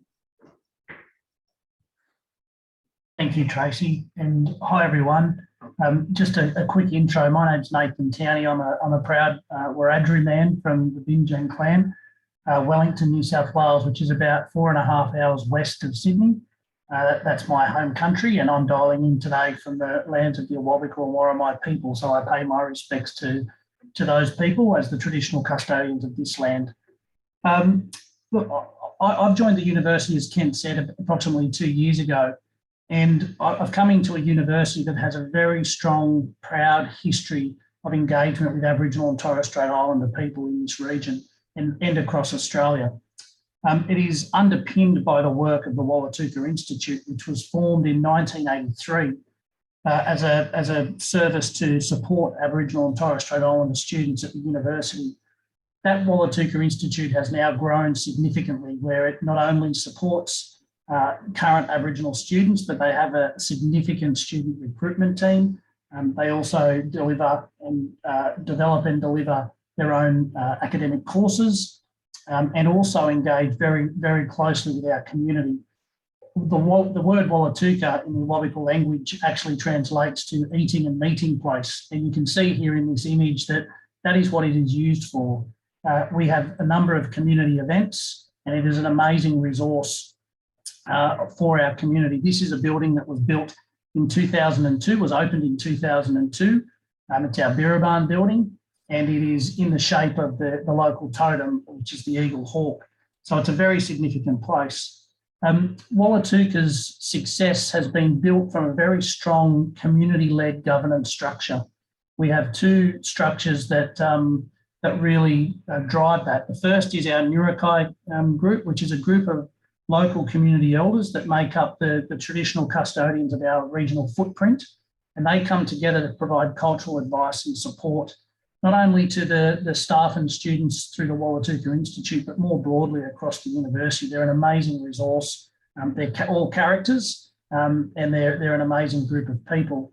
The second governance structure is our Board of Aboriginal and Torres Strait Islander Education and Research, and it has prominent community members involved in that group, and it really does allow for us to partner with significant Aboriginal organisations across our region through their engagement in Batsiya.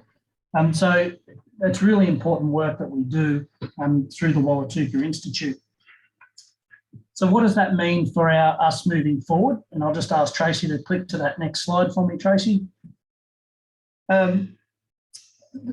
What we've developed is an Aboriginal and Torres Strait Islander education and research framework, and really we've created 4 pillars that really the university have been looking at for a long period of time.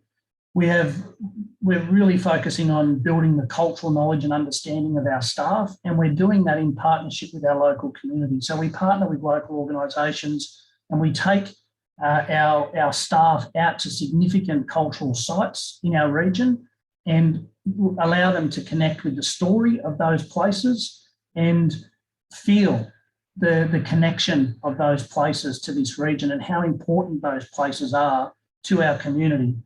And it's a great way for us to create a time and a space for the start of those networks and relationship building.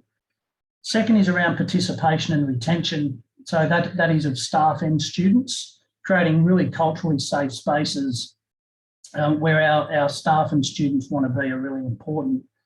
The third pillar is around research and thinking about what does ethical research mean and look like in Aboriginal and Torres Strait Islander research. We've developed Indigenous cultural intellectual property protocols to ensure that Aboriginal and Torres Strait Islander intellectual property is protected and is understood by everyone within the university. And the fourth pillar is really emphasises all of these things, and it all has to be underpinned by engagement with our community, and it has to be done through really genuine collaboration. So it's important that we set up the structures to ensure that collaboration occurs and that there are opportunities for all staff across the university to be able to think about what this commitment, Indigenous commitment, means to them in their role. So we have moved away from, I guess, the WTUC Institute being everything to everyone around our Indigenous commitment to now putting that responsibility onto everybody that's associated with the university. I mean, these 4 pillars really drive what that engagement looks like. Thank you, Tracy. Thanks, and I'll take us on the way out, and we'll show a short 2.5-minute video, which encompasses a lot of what we're talking about. What I ask people to watch as you look at this, watch the way the research connects with the community, connects with the education. So, you know, kind of look at the background more so than the foreground on this. And with that, I've also put some questions into the discussion, and I'd love to hear examples of great ways that your university connects with the community, as I know we're all doing this. So Tracy, go ahead and play that video and we'll close with that.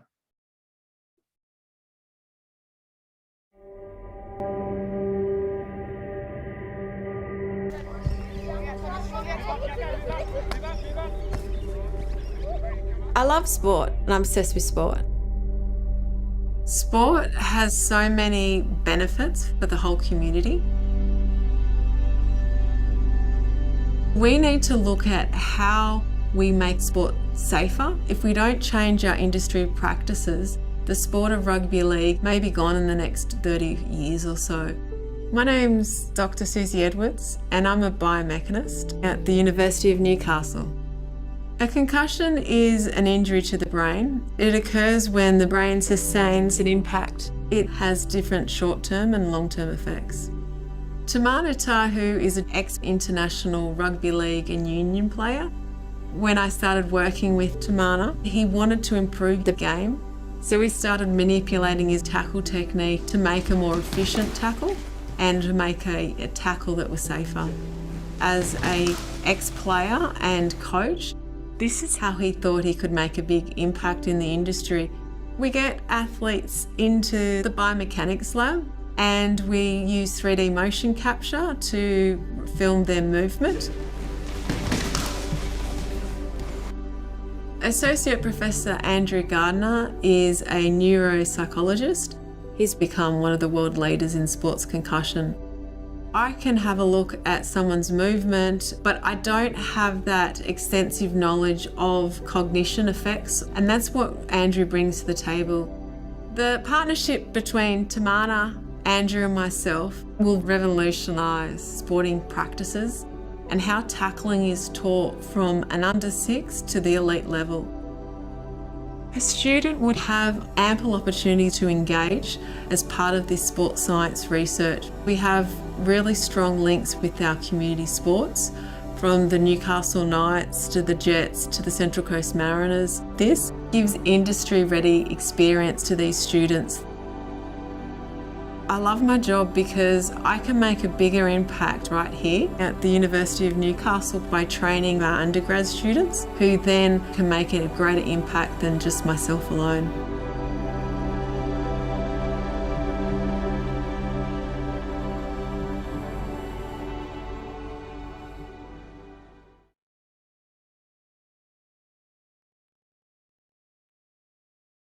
Thank you very much.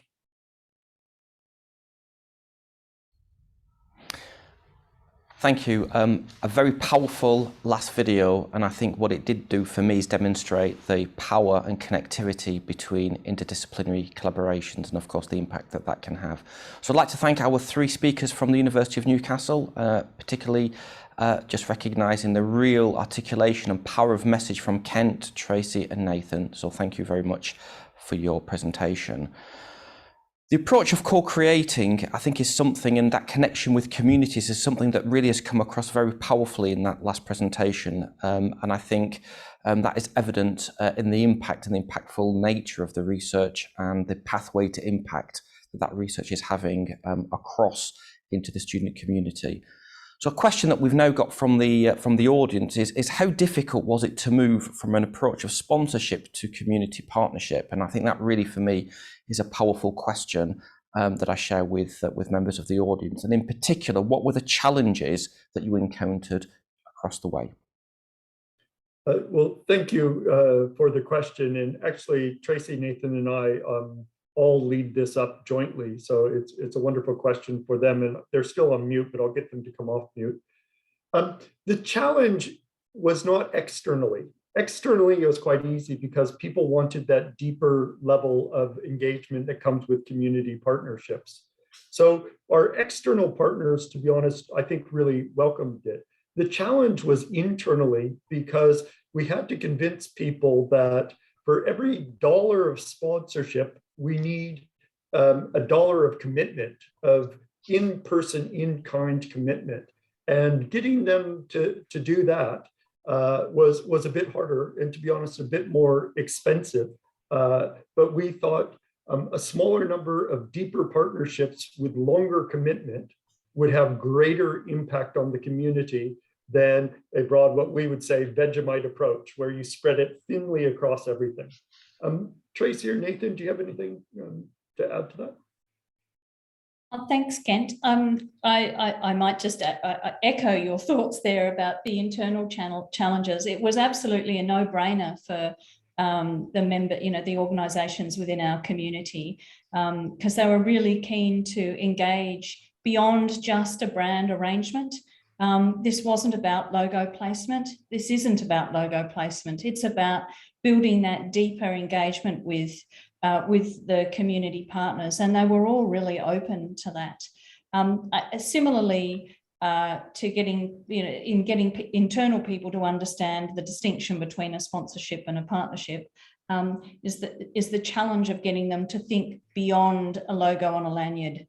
Because that's the current mindset. So we have a series of criteria that defines the partnerships, and that's established as part of our framework. Yeah, I'll just one thing. I think when you frame it as a community partnership as opposed to a sponsorship arrangement, it really does reframe the conversation. And the possibilities that are at hand, and so straight away it feels like it's a more sustainable relationship. And for us, it's important that we use our brand and the brand of our partners to leverage each other and create opportunities that we couldn't do on our own. And we've seen some amazing successful stories. One example with our Newcastle Knights is an Aboriginal numeracy gala day where we had a number of Aboriginal students from across the Hunter coming and participating in fun and engaging numeracy activities at the football stadium, and having some of the football players come and engage in those numeracy activities. And that was far reaching and had a great impact across our schools for the region. Thanks, Nathan. I mean, I can really see the benefit of leveraging the power of the brand, and I think that's a really important takeaway message that I've taken from that last question and the answers that you've given. So I'd like to thank you very much for your contribution. I'm sure you've made lots of impact in terms of impression on people with the excellent work that you're doing in Newcastle. And on behalf of everybody, I wish you the best of luck in continuing with your mission and your pursuit. I'd now like to move on, if I may, to our next presentation. And I'd now like to invite Sinead Ouillon from the Resilient City Initiative at Coventry University. And she's going to give her case study talk on Beyond the Civic University, Unlocking the Anchor's Resources to Deliver a New Approach to Social Research and Innovation. And the case study really is going to be a very focused narrative on the Migration Friendly City programme. So I'm really looking forward to this, Sinead. So please, over to you. Thank you very much. And thank you for inviting me. And the discussion today has been fantastic for someone who works in my role, which is all about civic engagement. I'm really enjoying today, so thank you. I wanted to take a specific example today of our Migration Friendly City project. So what I'm going to do is just to explain a little bit about the background and context, why did the university engage, and then talk about what I think made it a success, which for me is very much about the partnership and the core values that we instilled at the very beginning. I'm then going to talk a little bit about the research approach, and the social innovation approach. And finally, I'm very delighted to take this opportunity to use today to launch our Migration Friendly City guidebook. So we'll make that link available at the end. So what we wanted to do in the My Friendly Cities project is we were very fortunate to receive funding from the European Commission, and we wanted to try a new approach to integration policy and practice within European cities. So what we did to achieve that is we worked really closely between our university, myself and my colleague Catherine Jones, and our Coventry City Council migration team, specifically Suranaree Miraj, who was absolutely fantastic, and the local migration network, which included 30 individuals and organisations who come together regularly, specifically to address challenges and barriers to migration. So who better to co-create this new approach with than the organisations that are dealing with this every day on the ground. What we did is we were very fortunate to receive investment from the European Urban Innovation Action. And if you're not familiar with this programme, the way the European Commission describe this programme is it's like the living lab and knowledge lab of Europe. So they provide you with the funding to rapidly prototype, test and evaluate new approaches that address societal challenges. For us, we did that, but what was most important is that the research and evaluation and activities that we undertook were led by refugees and migrants. Now, why did they bother to give us the money in the West Midlands in the UK? Well, our three cities that came together for the project, Coventry, Birmingham and Wolverhampton, represent one of Europe's most ethnically diverse regions. And so if we are going to rapidly prototype, test and evaluate this new approach to integration of migrants and refugees, then we felt, and luckily the European Commission agreed, that our region in the centre of the UK with this long history of migration and diversity was a good place to trial that. The other thing I would say is, you know, this is quite a lot of money we were given to trial an approach to an integration policy. And I think that the scale and diversity of the partners and the participants that we were able to engage really helped us to develop a practical methodology that perhaps other cities might be able to adapt or learn from. Obviously, it's not going to be the same in every city, but I think we learned quite a lot along the way that would be of relevance. So now I just want to talk about why Coventry, why did we get engaged in this? And for us at Coventry University, it was really exciting to be able to implement a very strong connection between research and practical actions on the ground. Coventry, similar to Newcastle, has a population of 350,000 individuals, and that's actually a really great size to innovate, test and prototype, as opposed to perhaps a very large city where these types of prototype and demonstrators could get a bit lost. The other thing is Coventry University itself is very much an anchor institution within our city. There are two universities in Coventry, the University of Warwick and Coventry University, and similar to Bradford as well, that makes us 7 years younger than the average city in the UK and all of the impacts that that has. We're a large employer that significantly contribute to the city's economy. We are constantly convening partnerships for the benefit of the city and its citizens. And the other thing that we established in 2010 with the City Council is we set up Coventry as a live living lab with the ability to bring together the 4 Ps. So the 4 Ps for us are public, private, people partnerships. In addition to this, going into the Migration Friendly City, we had our strategic focus as the anchor institution. We focus on the university's ability to convene partnerships, particularly of non-state actors. We're in a situation where our local government authorities have had their budgets drastically cut. And so you see that other organisations and individuals in the city will then turn to other anchors such as a university. So what does that mean?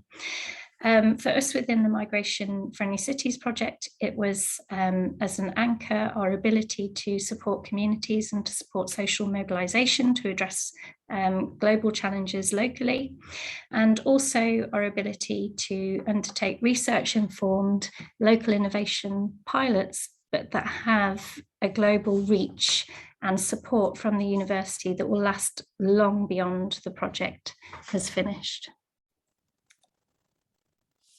So I want to talk a little bit now about the partnership, and you'll all know that cities are hugely complex, and if you're looking to address a societal challenge, then you need to take a systems approach, but that's an absolute nightmare for many different reasons. But from our point of view, one way of addressing these complex systems level challenges is through a wide and varied partnership. And in fact, I've got a quote here from Anne at Migrant Voices, and she told us it was one of the reasons that she joined the project. So for her, she said a strength of the project and a deliberate design, and certainly what attracted them, was the nature of the partnership. It included city councils, private sector, a university, migrant-led organisations and NGOs. And in her opinion, all of this partnership and the different expertise enabled us to work on an approach to integration in a much more holistic and multifaceted way. So you'll see here that we have a wide range of organisations. We have our 3 city councils, we have the refugee and migrant centres, the Central England Law Centre, and a very large employer. What I will say about that varied partnership is we're all so different. We have different objectives, different sizes, different organisational cultures. And so it's really important we establish to spend lots of time together getting to know each other as individuals, but really importantly, getting to know how each other's organisations worked. So I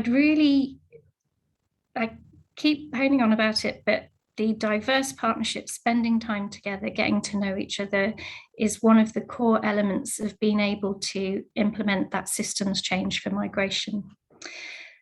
That can be supported by all of the partners sharing core values. Now, we spent probably the first 18 months really hammering home and establishing what for us the core values of this partnership would be, and I think it's paid dividends in the end. So for us, the core values of a migration-friendly city that tackles barriers to integration takes a grassroots approach. The approach is delivered through our urban living labs, and within this project, those were in Coventry, Birmingham, and Wolverhampton. For those familiar with Living Lab terminology and approaches and methodology, the Living Labs all incorporate co-creation, collaboration, and a commitment to creating connections across the urban system, and that supports citizen participation in policy making. So we have that very strong grassroots collaborative urban living lab approach, and that is underpinned by the partnership agreeing to 4 very clear core values that for us include: the city sees the positive potential of migration for its social, cultural and economic life. It puts migrants at the heart of city development as pioneers of change, giving them leadership opportunities wherever possible. The city takes a long-term commitment to following through the actions of the My Friendly City, and the city values diversity of partners and the connections and collaborations between them. So that's a bit about the context and the background to how we established the Migration Friendly City. But today we're focused on the university perspective and involvement. So for us, we were really interested in how could our research inform grassroots activity on the ground, and then how could we learn from that to inform our research further. And we were very fortunate that Hannah from the Home Office told us what we were doing. So in her opinion, she was really struck by the innovation of our approach and the mutually beneficial relationship between the research and the practical activity on the ground. And so I just want to bring that to life for you a little bit. So one example, and there's lots within such a large project, but I really like this example because it did inform the actions that we implemented. So we conducted a resident survey, knocking on doors of local residents in the 3 cities, deliberately choosing neighbourhoods where there were less numbers of migrants. And so we were able to reach and survey over 1,500 local residents, 74% of whom were born in the UK and 26% of whom were born outside the UK. So what did that tell us? What were the emerging themes? So the emerging themes were that some facilitators for integration policy is having opportunities for encounters between different communities. We also uncovered some of the barriers to those encounters happening. We understood from the survey results that social connections are very important. And we also understood that attitudes to integration are also very important. So with the My Friendly Cities core values in mind, we realised that we have much more to contribute than just research and higher education from Coventry University. And following that resident survey and other research to dig a little bit deeper into the barriers to integration, we established a programme of over 30 very different and varied actions. From the very beginning, working with our migration network, we established what was important to Coventry, Birmingham and Wolverhampton. And for our cities, what was important to support integration was jobs, skills, citizenship and voices, futures, and innovation, startups and ideas. And I've just put a little mortarboard graduation cap there to show you where Coventry University participated in these actions. And what I really want to say here is we didn't just participate in the research actions, we ran repair cafes, we set up a furniture factory, we delivered painting and decorating. So we really engaged in a lot of actions outside of the norm for a university. You'll then see that some of these actions are coloured blue, and the blue means that those activities are ongoing. The yellow means that those activities are ongoing but have secured additional funding. So what I want to say there is the university is engaged in a whole load of actions outside of its normal remit. Many of those actions are continuing without the need for funding, and many of them are continuing because that research evidence has enabled us to unlock additional funding. And I think it's important here to just recognise the role that our students play. Our students are a fantastic resource within our city. So within our Migration Friendly City project, we had students running, I think it was over 300 informal language sharing cafes, just as an example of what a fantastic resource they are. So I've spoken a bit about the background, the context, combining research with practical actions on the ground.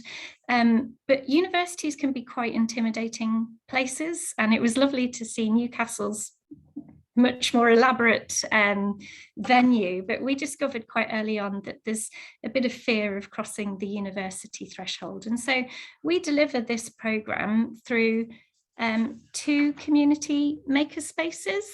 And for us, they're really inspirational makerspaces. And in those spaces, we're able to more easily, if you like, combine the citizen science with practical social innovations that support vulnerable communities. And very important to us is the circular economy as well. And then actually, most importantly, the kettle's always on, and people from all different parts of communities can just come in, get a cup of tea or coffee, sit down, chat, or come up with some project ideas. So why did we choose those community maker spaces? Well, our community maker spaces are Fab Labs. They're physical spaces that can bring that urban living lab concept to life. They're physical spaces where the 4 Ps, public, private, people partnerships can come together in a neutral environment. But also looking at the local to global reach, there's 2,000 Fab Labs around the world, all doing quite similar things, engaging with communities. So it's a fantastic network to learn from. There's also a growing attention on the role of these types of social innovation spaces, unfortunately due to the contracting state, but there's also opportunities and positives to be found in that. Because they're neutral and they're outside of the university buildings, they're also perfect places to recruit, coordinate, and manage citizen science and citizen-driven innovation actions, helping again to overcome that fear of the institutions. Okay, now I want to talk a little bit about how we went a step further in deepening our understanding from the community's point of view of the barriers to integration by using the actions, the research I've described, and these community makerspaces. So I think most people are familiar, and Newcastle mentioned it as well, with the growing popularity of citizen science. For us, we use citizen social science as an approach to engage local people as experts in their community. Local people as experts in their community, they have access and they are also most familiar with the local challenges, but also the potential solutions. And so we engaged citizen social scientists. We also engaged community health champions from refugee, asylum seeker and migrant backgrounds, all with the idea of getting to understand what is going on in these communities, what are the barriers, and how might we develop solutions to address them. It was important that the citizen social scientists gained a qualification and were trained, supported and mentored.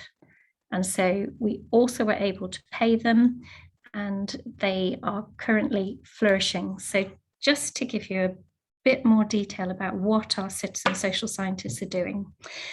We trained and accredited 80 citizen social scientists. They were then able to undertake 60 research projects. Those 60 research projects reached an additional 2,000 individuals. We have 4 citizen social scientists who are currently engaged in research about the social economy response to COVID, and they are being paid to do that.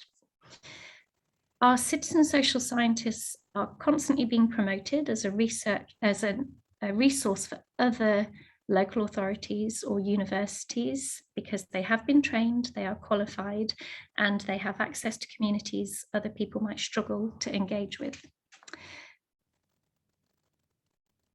We also have managed to secure funding for 5 citizen social scientists to conduct research that's informing the West Midlands region Emerging Mental Health Commission.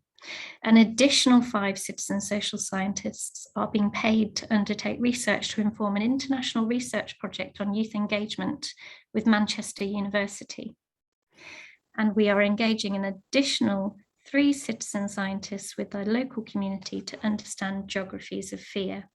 And I just wanted to put this up as an example of the value of that. So this is our regional government that have employed these citizen social scientists because of their expertise within asylum seeker, refugee and migrant communities. And for me, what I love about this, and we would always advocate this, is our citizen social scientists are now co-authors on this really important strategy document that is informing the Mental Health Commission in our region. So that was a bit about our deep dive into social research and how we have engaged citizen social scientists in helping us to understand more about what's happening and what the solutions might be. The final approach that we used was a social innovation approach. And again, remembering our core values within a My-Friendly City, it's that migrants are the leaders and innovators. And so here, you know, a lot of funding programs, they exclude the smaller micro enterprises or individuals that are closest to the challenges we're facing. And it's just the way a lot of our funding mechanisms are set up. So we really wanted to challenge this. And so we did put aside some funding specifically for, first of all, grassroots social innovation projects. So we asked local individuals and organisations to pitch for funding, and we supported them to do that, to bring their ideas to life as creative projects that focus on issues of importance to them. And these were issues of importance to their wider community, not just refugees, migrants and asylum seekers. That work continues through a network that they set up. So with that initial seed funding, They have been able to achieve immense value for their community, and they are continuing to do that through the network that they have set up. Finally, we supported businesses with a social purpose to be established, led by migrants, again, supporting the wider community. So we took 40 individuals through our Evolve Social programme to understand how they could set up and start a business with a social purpose. 16 of them were then awarded proof of concept funding of up to €5,000, and they continue to grow. Some of them are employing more staff, and they continue to be supported by the university. That support didn't end when the project ended. And finally, just to bring that social innovation action to life, I wanted to talk a little bit about Ake. So Ake set up his own social enterprise, Migrants Work, and what he did was a little bit different to the others in that he set up his social enterprise very much connected to the research that Coventry University had been undertaking. So we undertook a survey of 200 employers to understand what barriers they're facing to employing people born outside the UK and EU. From that, we established a need to find out a little bit more and dig a bit deeper. So we ran workshops and conducted a survey with an additional 50 employers to understand the specific barriers to them employing people born outside the UK and EU. We were able to combine that research with Ake's own experiences of supporting migrants that had had difficulties in employment.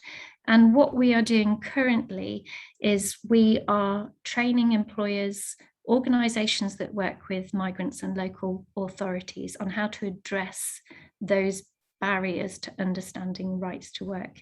And I'm delighted to say that yesterday, Ake and his work through Migration Friendly City was won the award from the Human Trafficking Foundation Anti-Slavery Day for empowering survivor voices. So I think that's a good place to end on the social innovation, and you can see there how a very, very small investment in a social enterprise has managed to reap huge rewards and will change policy and practice for rights to work activity.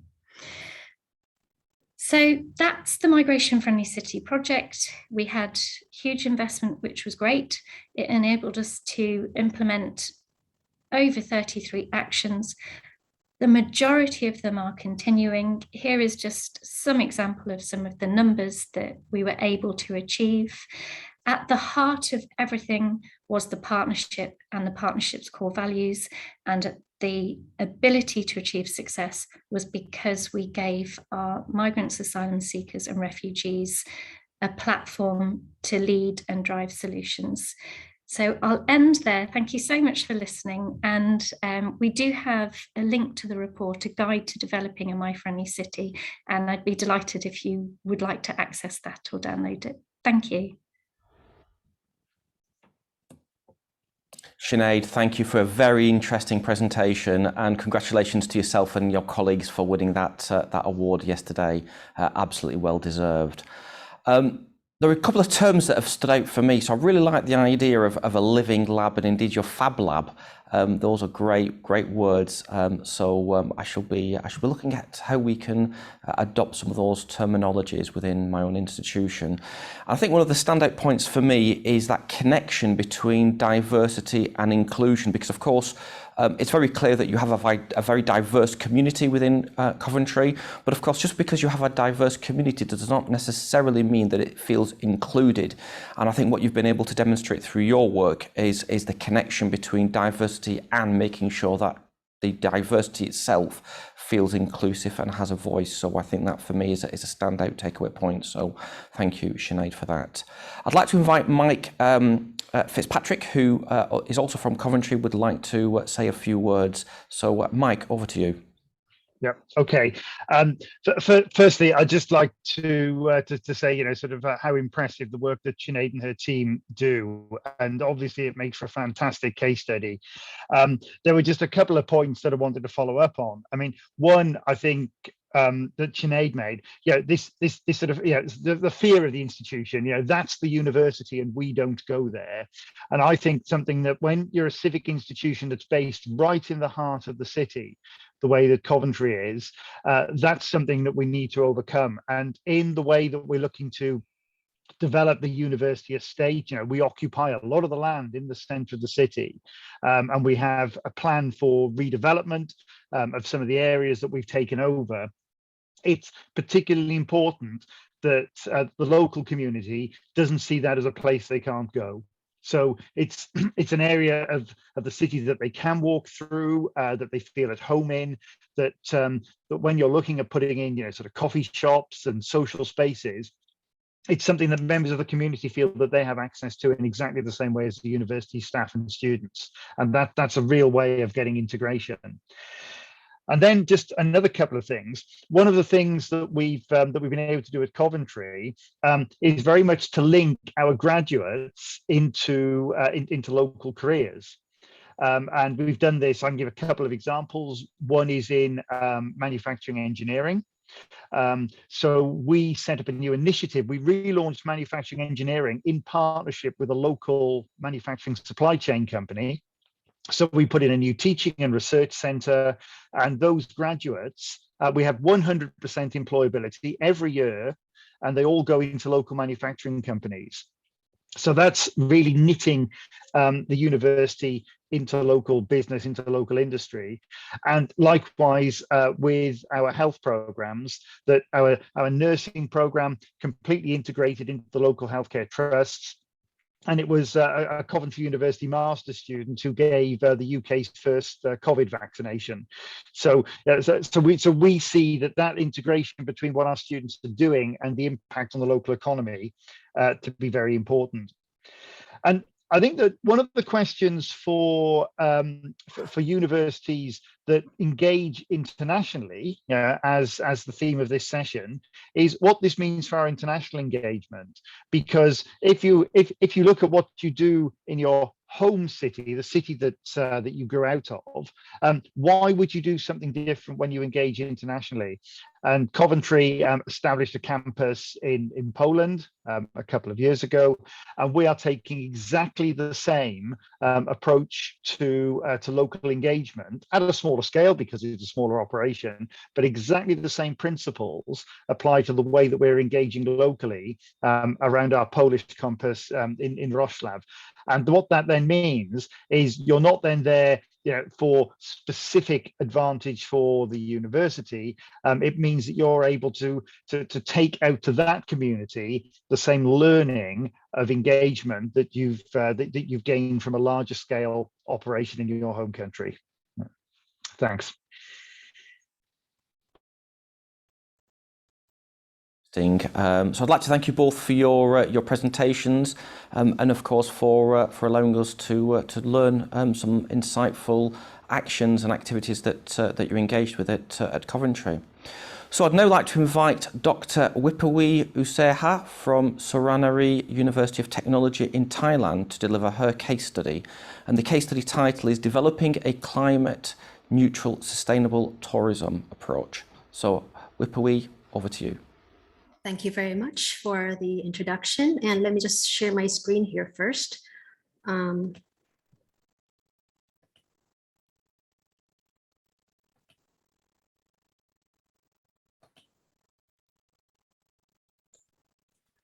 Well, good evening, everybody from Thailand. And my name is Wipawee Usaha, and I'm currently the acting director for the Center for International Affairs at Suranaree University of Technology, Thailand.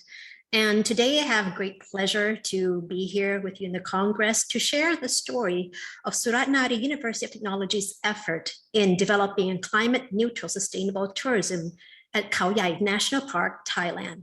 This project has been carried out by the Advanced Nanomaterials for Enhancing Sustainable Energy and Environment in Dom Phayayen Khao Yai World Heritage, or in short, we call our project ANSI Khao Yai, which I'm also proud to be part of the team. So let me just first introduce you briefly to our research team. Our team leader is Professor Dr. Sandeep Mansuri, and he leads a team of 45 researchers in various fields from science, engineering, social science, digital technology, public health, and healthcare areas. And we are part of this team. The 45 researchers form a team of 11 teams have come together to address the climate neutrality and the sustainability of Khao Yai National Park and also the nearby community. As you can see, the 11 teams form projects regarding projects 1, 2, and 3 regarding renewable energy and battery storages, which are eco-friendly for electric vehicles, and also for renewable energy solutions for agriculture and farming. Another project, Project 4, has something to do with the sensor tracking systems of natural resources and locating them.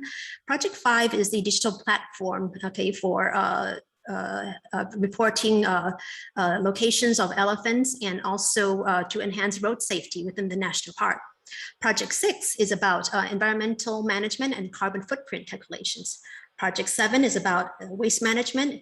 Project 8 is about behavioral change communication for conservation. Project 9 is about social strengthening of sustainable activities. Project 10 is about the feasibility studies of the operational route for the EVs in the national park.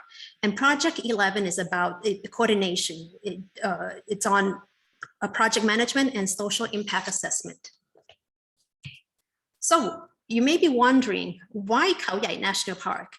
So let me tell you a story. The Dong Phaya Yen Khao Yai Forest Complex is home to more than 800 species of animals.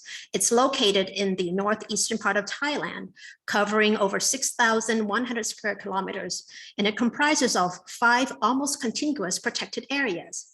It's internationally important for its biodiversity, conservation of global threatened and endangered species. And this includes 1 critically endangered species, which is the Siamese crocodile, 4 endangered species, namely the Asian elephant, tiger, leopard cat, and banten, and 19 other vulnerable species. So with this reason, the Dong Phaya Yen Khao Yai Forest Complex was enlisted as UNESCO's World Heritage Site since the year of 2005.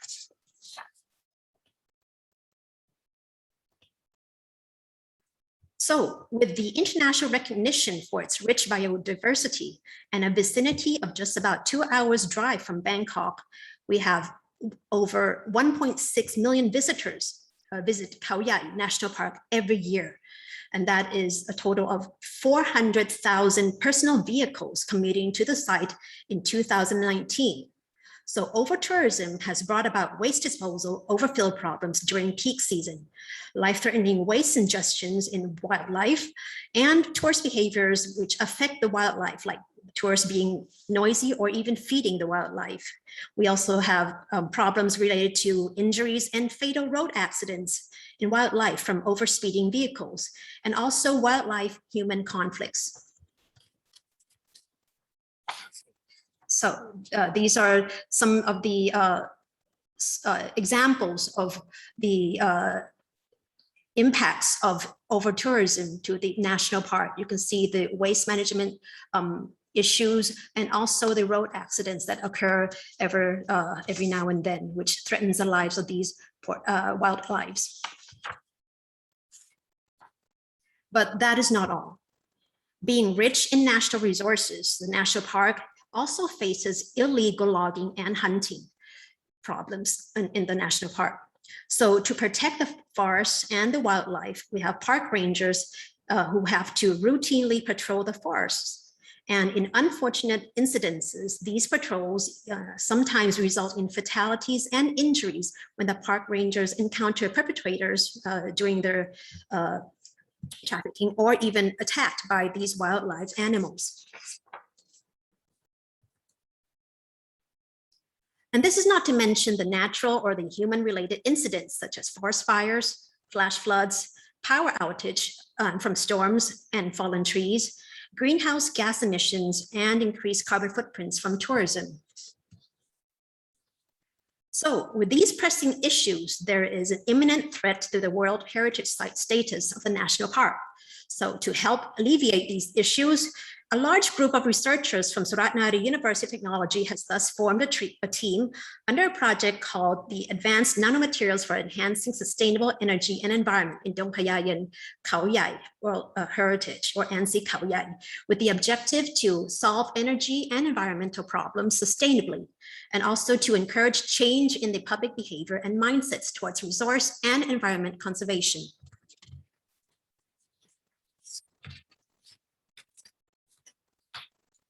The following work groups, have been formed from the 11 teams earlier, ranging from renewable energy, environment, tourist behavior, and wildlife conflicts. As the heart of sustainability is to progress forward together and not leave anyone behind, we also have a team that aims to promote social strength and the quality of living in the people, for people in the communities that surround the park. And last but not least, we have a coordinating team to help connect with the stakeholders, local authorities, and communities.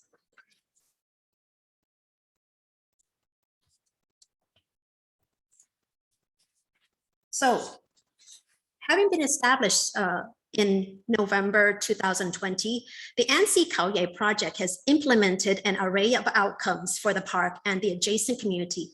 So let me just introduce you to our work. The first project is the utilization of solar cells and green energy storages in the national park. Installed at the campgrounds, the system provides power supply to park officers, camping visitors, and this proved to be very useful when the power lines are cut due to storms and fallen trees. The system consists of cutting-edge supercapacity battery storage solutions, providing extended battery lifetime integrated with off-grid solar power energy solutions. The second project involves on prototypes of mini electric vehicles used for use in the park. In the future, EV charging stations can also be implemented for small electric vehicles to large mass transport vehicles, thereby resulting in drastic cuts in greenhouse gas emissions in the park.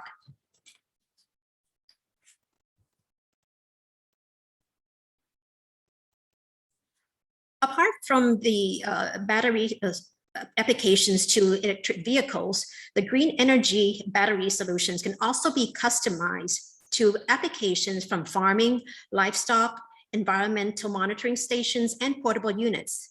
Project 3 focuses on the use of batteries for the battery solution for a water pumping system at a local farm. This helps reduce the on-grid energy costs as well as promote environmental friendly farming.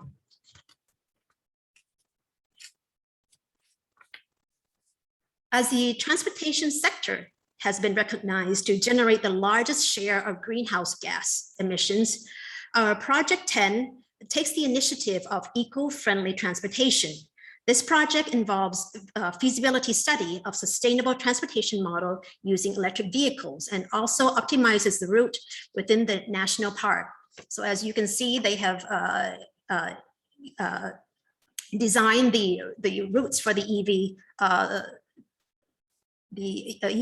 vehicles and also identified the appropriate parking spots within the park in order to reduce the use of personal vehicles on the site. Project 6 focuses on environmental problems and carbon footprint management. The team collected data sets from the park for an accurate carbon footprint calculator and calculated the energy consumption in the park, and also identified CO2 emission hotspots and distributions in the park. They also participated in the local events as such to promote the carbon footprint awareness in the community. So you can see that the local event was the Khao Yai Care Fair, and it received a lot of attention from the public. The team also trained park officers to deploy UAVs or unmanned aerial vehicles to monitor changes in the national park forests. During peak season, The limited staff and resources in the park pose a serious waste management problem in the park. Waste disposal facilities quickly overfill. Wildlife scavenge and even ingest the waste, and therefore threatening their lives and their natural feeding behavior. So Project 7, which is a project that I'm involved in with my team, focuses on the waste management, where we design the garbage disposal houses on the campgrounds, installed with the voice activation and electric sorting bins to make it easier for visitors to dispose their waste. We also received generous funding from the Canadian Embassy on the construction of 2 sites of the garbage houses on the campgrounds.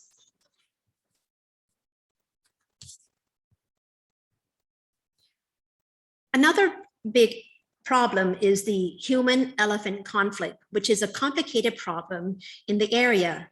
Its impacts are detrimental for the community near the elephant habitat area, and it is also life-threatening to elephants as well.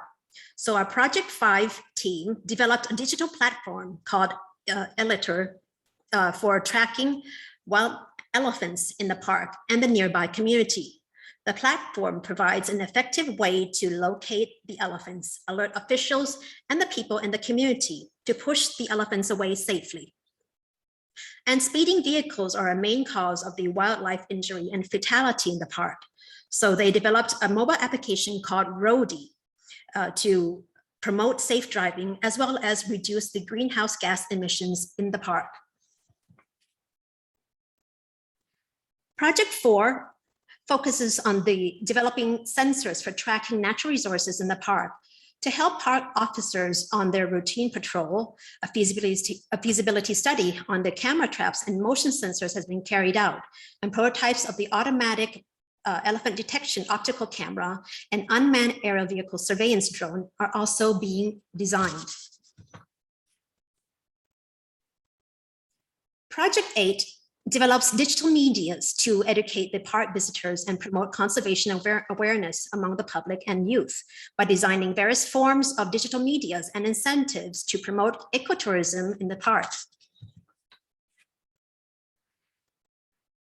Project 9 strengthens the community by holding training sessions on astrology and stargazing basics for local guides, students, park officers, and their families in the community. The team also held events to promote skywatch activities at the national park. With these skills, the locals are able to work as star guides for visitors, and thereby increasing their income and their quality of living and strengthening the community as a whole. So although these technology-based solutions from all the previous projects do play an important role in the national park and community development, the success of the sustainable and environmental challenges lies in the engagement with local community and stakeholders.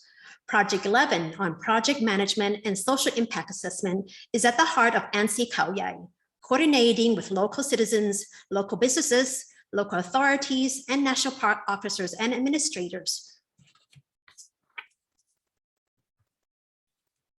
So this is some of their activities. So we had a lot of meetings among each other and also with the within the team to ensure proper communication with the stakeholders. So in conclusion, the problems that the ANSI Khao Yai project has been focusing on are the energy and environment problems, such as power outage and pollutions from vehicles. Also the behavior of tourists, such as waste disposals, feeding wildlife, road accidents from high-speed driving, also illegal logging and safety of the park rangers, and wild elephant community conflicts. The ANSI Khao Yai was then established with the objectives to solve energy and environment problems sustainably, and also to encourage change in public behavior and mindsets towards the resource and environment conservation. We had the projects on renewable energy and mini EV systems and EV route study and design, waste management systems, environment management and carbon footprint calculations, and the behavioral change communication for conservation, digital platforms for such as the elaters and the Roadie natural resources tracking and locating system, and the community strengthening project, which trains them to be local guides on stargazing. So here are some of the outputs of the project, such as the prototype of renewable energy solutions and the mini EVs for transportation, routes and parking spots for the EVs, and also the electricity generation from solar cells for farming. Also, we have the change in perception of the environmental friendly energy usage among the early adopters. We have a prototype of electronic bins for the use in campgrounds. We have the carbon footprint calculator for the park. We also have the digital medias that promote ecotourism, environment, and wildlife conservation. And we also have the applications, mobile applications to monitor wild elephants and safe driving, a prototype of the sensor system for monitoring and locating natural resources, and a number of local tour guides that have been trained through the social strengthening and sustainability activities. So the outcomes of this project are to reduce the greenhouse gases and its impact on the environment and global warming. And also we want to improve the environment and the air quality.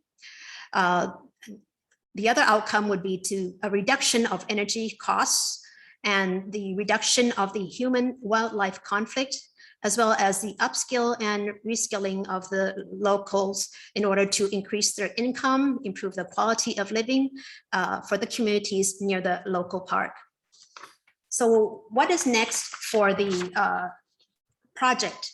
What remains to be done are the assessment of the environment and the social impact of the project.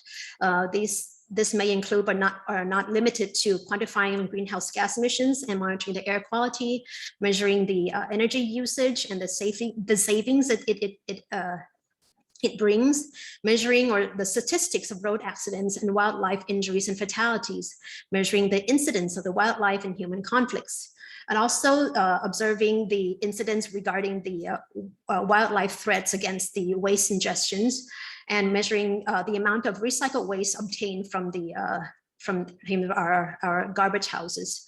Also, we would like to observe the behavioral changes of these tourists and the locals regarding conservation. And we want to quantify the improved income and assess the quality of living of the locals. So in the light of the WTU Congress, there are several possibilities that can be extended from the ANSI Kauai project. This may include joint research in the domains of interest, collaboration on the impact assessments that I mentioned earlier, shared experience on field implementation and best practices in the field implementation, and another avenue which may be interesting to explore is the collaboration with the WTUN partnerships for a larger scale international funding, such as the EU Horizon, in order to replicate or even extend our works to cater other World Heritage sites, or in order to promote zero carbon tourism, which is a theme that's resonated for this Congress this year. Having mentioned about the World Heritage sites, just to mention some numbers. In the year 2020, there were 1,212 World Heritage sites across the globe, and of which 869 are cultural sites. 200 sites are natural sites, and 39 of these mixed properties. Even though these World Heritage sites are legally guarded by UNESCO's regulations, many of them have been flocked with thousands and even millions of tourists each year. So not only the increasing number of tourists are the problem, but also climate change can affect these World Heritage sites as well. So I think that WTUC 2021 may be a good starting point for us to come together to create partnership for a common goal for carbon neutrality. Thank you very much. Thank you, Wipawee. A really, really compelling and engaging presentation, and it's really interesting to see such a broad range of projects that you and colleagues are covering. So fantastic to see also that you are doing whatever you can to try and preserve your World Heritage status, and I'm absolutely convinced that there'll be other countries around the world that will be learning from your experiences. Yes, thank you. Now, looking at the chat, it's quite interesting to see that quite a number of colleagues have been taken by the mapping of all your projects to the UN Sustainable Development Goals. And that is quite an interesting way of approaching your development of projects. So a question I've got for you on behalf of attendees is that a common approach that you take at your university in terms of mapping what you do in terms of your research and broader projects to the UN SDGs, or is this a unique approach to this particular project? Well, I think it's like a new trend for universities around the world to resonate with the UN's directions of SDGs. And we are actually, Suranaree University of Technology is a university of innovation and sustainability. So it's natural that, our projects would be, geared towards these SDGs. So I'm just trying to map for to facilitate the visibility of which SDGs that we try to fulfill in these projects of ours. Thank you. Thank you. I'm going to be really naughty now and ask a question from my position as the chair. So I'm really interested in what your pathway to impact is through the curriculum. So do you actually deliver some of the content of the outputs of your projects in terms of your curriculum at your university? We actually, this project has been, for example, for myself, I have undergraduate students involved in the design and also the development of the systems for the garbage houses, for example. We have like a course called like senior projects, and they're undergraduate students, and this gives us an opportunity to engage them from, empathizing with the locals, talking to the tourists, talking to the park officials, and engage them throughout the continuum of the design. So they design their system and then they test it, and then they, have feedbacks from the stakeholders, and they come back to implement it, and then they launch it, and then it's a full cycle of the design process. And it is possible to engage it within the curriculum. And we also have other groups which have involved their own students in their projects as well. I believe from postgraduate levels, because it's like a deep technology, research innovation products that we are also, implementing in the ANSI Calgary project. Thank you, Wipawee. That was really interesting. So we are very fast approaching now at the end of today's sessions, but I'd now like to invite our final case study to make his presentation, and I'm joined live in the studio by our very own Chris Gaffney, Professor of Archaeology here at the University of Bradford. So Chris, I welcome you and I'd like to introduce you and invite you to now make your presentation. Thank you, Zahir, and hello to everyone joining us online, all the delegates. It's lovely to be here. Could I have the first, got the first slide up already, marvellous. You can see this is a piece of research by the Visualising Heritage Group at the School of Archaeological and Forensic Science at the University of Bradford. And it's a collaboration with the City of Bradford Metropolitan District Council and works under the EU SCORE project. And it's really a pathway, really, I guess, from recording globally to civic engagement.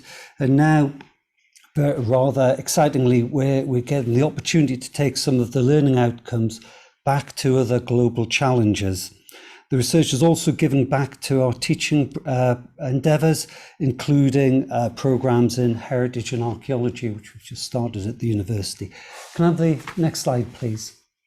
And here we can see what I describe as a quick and dirty image of the area between the university, which is at the top of the image, and the City Hall, which is at the bottom left, that rather strange-looking triangle. And it's an image that we produced after an hour's walk a couple of years ago using a mobile laser scanner. And it was simply a test of a new piece of kit before deployment in heritage situations. But it was rather surprisingly, as we now know, the first capture of the cityscape of Bradford, which has become so important to us. Next slide, please. The question, of course, is why create a digital twin? And there's some suggestions on the slide there. The impetus very much came from the council, who of course have ambitious plans for the future, but need to consider resilience and recovery, particularly post-COVID. One of the factors that persuaded us to engage fully in this, though, was the fact that we could see that heritage data could be considered with other data sets in shared workspaces, whilst that encourages innovation and change, it also provides a platform of data equivalence, and that provides in itself better decision making across the piece. And the next slide, please. As I've explained, the context we usually work in is heritage based, and to understand why we approach the twin as we have done, I need to explain a little bit more, perhaps about the context and also about the brief itself. As I said, it's funded by SCORE, which is the Smart Cities and Open Data Reuse. So open data is crucial to the outputs. And of course, it's something that universities are increasingly not only obliged, but willing to engage with. And at its heart, we want to develop innovative solutions based on open data and focus on sharing our insights and methodologies for developing better public services. And from the start, we're working on an open source platform to share the data. The model we create will be free of copyright using open government license to anyone. And who will use this? Well, the uses are likely to be limited only by your imagination. Have the next slide, please. A great deal of our work involves blending and fusing above ground built heritage with below ground buried heritage, and the technologies that provide us with this form of data are well known, and it produces really intensely digital workspaces, and this is the core to the competencies that we bring to this particular problem. And the next slide, please. So the heritage is important here, and what we are doing in the first phase of the twin is very much around the tangible heritage, the buildings, the townscapes, and so on. But in fact, the term heritage conceals a complex set of connected elements, and the intangible and narrative heritage, there's a place for them as well in the twin that we're building, and that we will undoubtedly incorporate and develop a richer twin in due course. Go on to the next slide, please. I'm going to explain initially the real starting point for the twin, for us anyway, lies in our Curious Travellers project.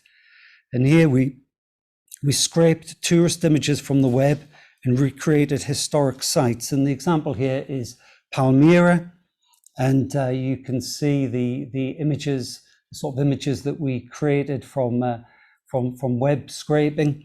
And the models are technically interesting to do, but of course one thing was that they were then taken into the Jordanian refugee camps to help with well-being, and it's a real illustration of how impactful the technical developments can actually be. Can I have the next slide, please? We're going to illustrate the structure from motion photogrammetry technique, which we use a lot. The top right-hand image, you can see the little blue squares, and they're all of the tourist photographs that we scraped off the web, and you can see the 3D facades that are produced as a result. The reason why we were there was because of seismic activity had actually damaged the temple complex, and we wanted to utilize the the models that we could build to help reconstruct the area in a more realistic manner. The problem at this stage is that the models are only relatively scaled, and we used our mobile laser device, which is bottom right, to create absolute measurements and thereby reconstructing the temples as I've described earlier. Next slide, please. Coming closer to home, same technology is used on HS2, which of course is a huge infrastructure project in the UK. In this case, it's the world's first railway roundhouse built by Stevenson at Curzon Street in Birmingham. And you can see here the mixed approach to the rebuilding, which is basically taking the initial models and the initial digitization to look at different phases of the building, and that is very core to the concept of what we will do with the virtual twin. Next one, please. And this is perhaps our first significant model from the city, which is the recording of the internal structure of the city hall. We've got a model from drone imagery in the centre there at the top, and you can see the inside of the debating chamber of the city hall, top left, and that's actually number 3 on the model there. And of course, that is a model that you can only appreciate and understand digitally. You cannot see that any other way. So the models that we produce give us completely new views of perhaps some very common places that we know. Next slide, please. The other aspect I draw your attention to is the ability to record external and internal elements of heritage buildings that are under renovation. This is in this case, it's the transformation of the former Ouillon into the Bradford Live music venue, and you can see the external recording, but also the detail top right within the building prior to the renovation. And we accept change. Change will happen, but as a heritage group, we want to record and utilize that information in a useful manner. If we go on to the next slide, please. And here's a landmark PhD research project, which is capturing the listed buildings within our town centre. Particularly those are linked with the worsted production or storage, which is the industrial heritage of the great city of Bradford in the 19th and 20th centuries. And basically this is describing and recording the mills and the streetscapes of that still exist within the town centre. Can we go to the next one, please? Well, that's the backdrop to the twin itself. And we can see here on the left-hand side, we can see the planned extent of the twin showed as a red outline. It's about 1 square kilometre. We extended it to the blue area to incorporate key historic buildings. Most city models are produced at level of detail 1 and 2, which you can see on the image on the right hand side. Our twin, though, we will record at the highest possible level, which is the 3.3, but we'll actually deliver this as at 3.1. You can see the levels of details that will produce, and the reason for this is actually about delivery, the actual amount of data that we actually introduce into the model itself. Have the next slide, please. The technology that we're using for the twin, of course, there's GPS, there's cameras, there's 360 video, there's laser scanners, there's drone, and there's a trike there, which is part of an e-trike, which is part of our data capture itself. Can we have the next slide, please? The basic configuration is our backpack, where we've got 3 cameras, laser scanner, 360 video camera and a GPS. And the idea is to traverse the city centre with intercutting data collecting. That's the traverses are shown in the bottom right, and that's about 100 kilometres of data collection. And next slide, please. The deployment is via a buddy system. There's always somebody around with our collector, because actually there's always people who want to know what we're doing, and that's a crucial thing. There's nothing that we do in this project that's secret. We want the public to be part of the outcomes of the project. The 360 image that we've got here illustrates the range of structures that we have to contend with. We've got the monumental classic Victorian through to the brutalist 70s architecture. We have modern sheet glass frontage, and of course street furniture. And they are all actually the heritage now of the city centre. Can we have the next slide, please? The primary output here are point clouds, and we can see at the top there is a facade in the city centre that we've collected using static laser scanners, which is very, very high data density. The bottom one is the point cloud that we've collected using our mobile devices. Of course, it's much less intense, but of course it's 100 times, perhaps even more faster in the data collection itself. So what do we do with this? Can we have the next slide, please? Of course, we incorporate the photography in there, and from the photography we can then semi-automate the extraction of architectural elements in there to produce our models. Next one, please.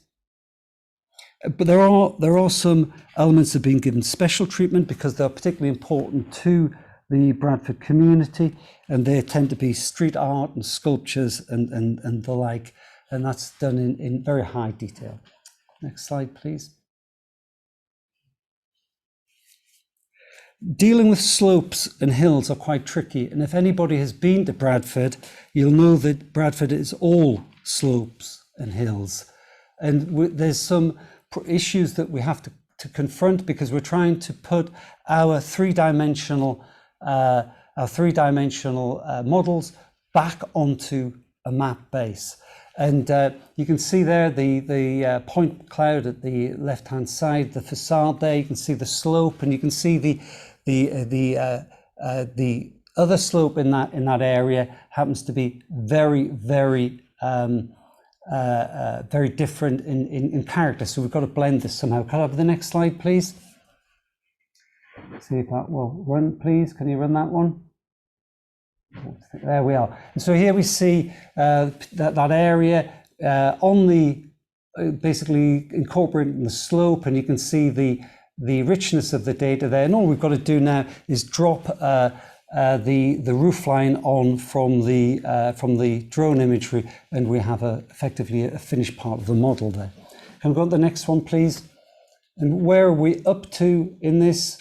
Well, we can see here we've covered perhaps about see the outline of the area that we're going to cover. We might have covered about 30% or so at this moment, and we're looking forward to finishing off the rest in the very near future. Next slide, please. So the potential, the key here really is the better management of the city and planning for the future. The delivery of the twin, though, requires that it is actually segmentable. And this is so that people can remodel areas and show how the changes will affect the city.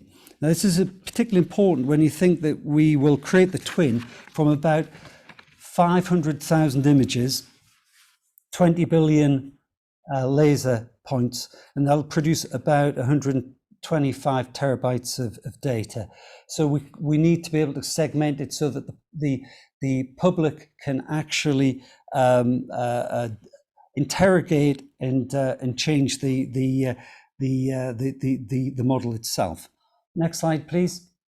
The immediate potential is, in particular, there are plans to move beyond the city centre. These include the new proposed southern gateway to the city, which is part of the regeneration of the city. We have the World Heritage Site of Saltaire, 4 kilometres from the city centre itself, and that's going to be incorporated into our model, as will the green spaces of the city. The EU project Life Critical, which is climate change as a focus, will benefit from the twin, and we have funding to replicate the twin in Bagamoyo in Tanzania. And that will be a twin that will be very different because it will be imbued with fantastic intangible assets from the start.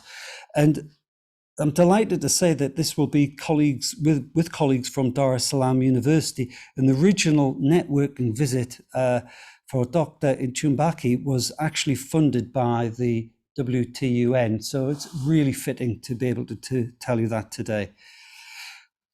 If I have the next slide, and please. The question really, though, is what will you or anybody else do with the twin of Bradford?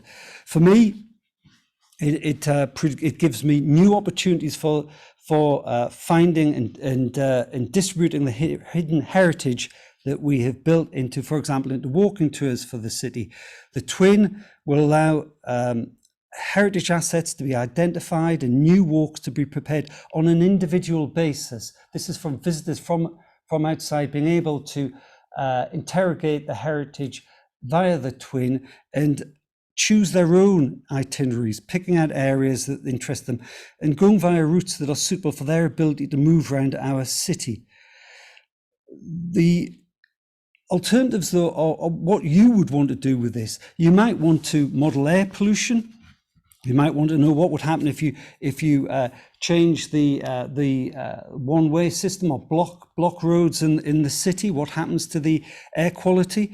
You may wish to experiment with changing the vista by removing buildings and seeing what opens up. You might want to analyze occupancy with respect to height of buildings. You might want to create new gaming opportunities based around the model itself.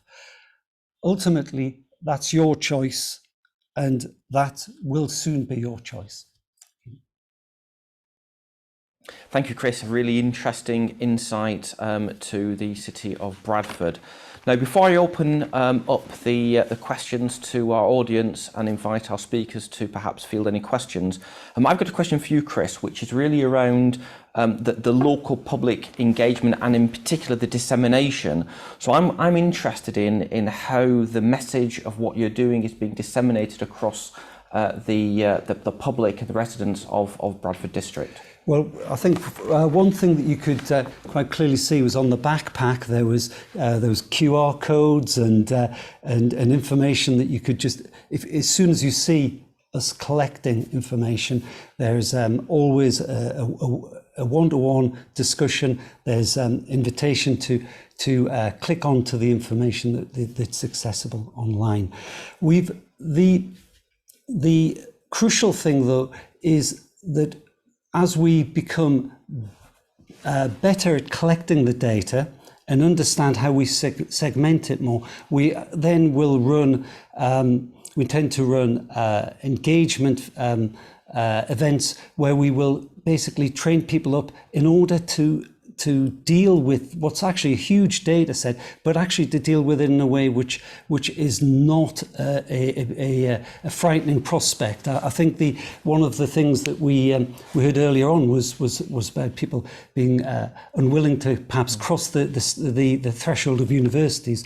Well, people engage with digital data. And I think that this is the crucial thing, that basically we will be talking with audiences that will want to tell us their stories about Bradford and will want their stories put in, but also we'll be talking to people, young people who are particularly data savvy and who will be able to to basically run with the data sets that we've got in a way that we can't imagine. And what we will do is we will open the door to one and all. So that quite nicely segues onto another question that I've got, which is there a data light version of your kind of presentation that you could perhaps take into schools to try and motivate, enthuse, inspire our young learners, whether it's through history to understand our past so that we can better position for a brighter future? Absolutely, because understanding the past, that's what it's all about for me personally. But I know that other people will use the model in different ways. And of course, what we're doing is we're building bespoke viewers, so people can actually do exactly that. They can focus in on particular aspects of the story of Bradford that they wish to actually engage with. Thank you. So, colleagues, if you want to better understand your past, Chris is available. Thank you. So I'm now going to try and invite colleagues from the audience to perhaps ask our presenters today anything that they would like to better understand and I guess to learn from the discussions that we've had today. So please do volunteer your questions and we'll spotlight you accordingly and invite our presenters to take those points. So hands up, please. Or questions in the comments box. We've got a bit of time, so we'll be able to take those questions.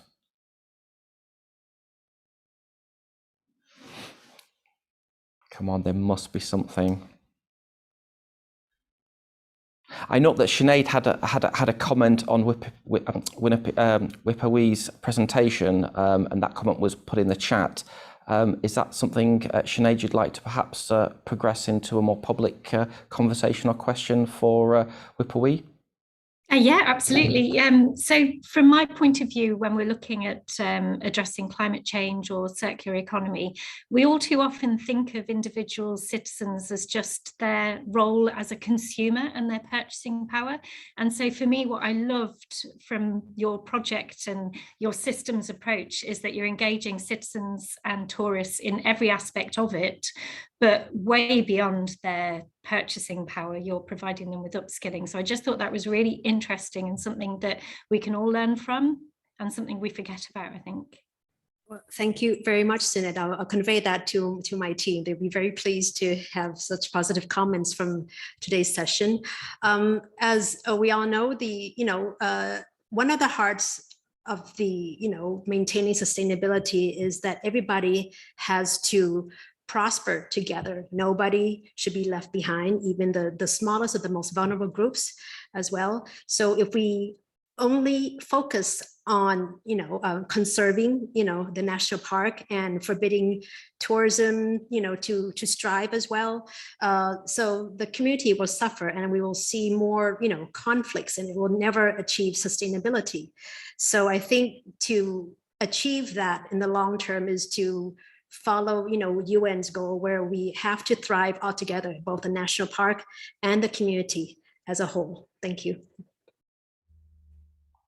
Thank you. That was an interesting response. Now, I'm being told that Sonia can't hold herself back. She's got a question and a comment that she has to make. So Sonia, over to you.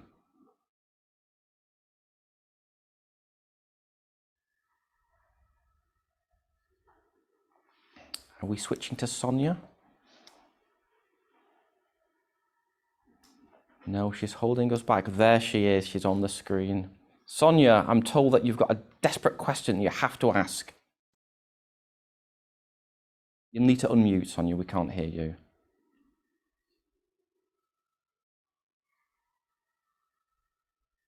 Nope. No, we can't hear you yet. So Sonia's off now to probably go and get a new headset. Do we have any further questions or comments for our speakers? No? Maybe I can... Is that any better? Oh, that is better. You've just got in there. You saved me from asking ran to another computer. Sorry about that. Obviously, it broke at the wrong time. I'm going to ask a really selfish question, actually, as we are part of the Congress, and I know Wipawee, you touched on this before, but it's to all three of our speakers, is how can WTUN help? You know, everybody seems really excited by all of these initiatives and the things that you're doing in your community specifically. But, you know, today we're talking about that local impact, but also that global landscape. So I was just wondering if specifically in this network of technology universities, what are your initial thoughts about what we could do, what our members could do, and how they could get involved? So I'd like to pose that to all three speakers if possible. Well, thank you for your question, Sonia. Well, as I mentioned in my final slides, we can try to, you know, share best practices, and because everybody is engaged with the community, and of course we can learn from each other, and also in terms of, you know, exploring a more ambitious, you know, venue of trying to secure international collaboration and fundings, like from the EU Horizon. We need, you know, a global scale collaboration, and I think that with every part of the community, and wherever you are in the world, we are all focused on, you know, this zero carbon, you know, sustainability. So I know from the earlier sessions, we know that Bradford, you know, is also a UNESCO city and also a World Heritage Site as well. And I believe that, you know, there are other partners, you know, who have interest in establishing this form of collaboration in order to, you know, achieve this network, this share of knowledge, in order to also decluster the knowledge from each WTU and network, as we mentioned earlier from Renata from Brazil. So I think, you know, this is a good opportunity for all of us to come together and address this common goal, you know, because I think zero carbon neutrality tourism is in fact, you know, a real issue everywhere, you know, World Heritage, national reserves, biodiversity or not, it is something that we should come together and we try to, you know, create a global impact based on this collaboration. And I think that, you know, with the WTUN does have an advantage because it's a wide network, and we can really deliver something impactful from this collaboration. Thank you. Wipawee. Is it okay if I respond? Please do. Yeah, so I absolutely agree. It would be great if there were opportunities for us to share best practice more often.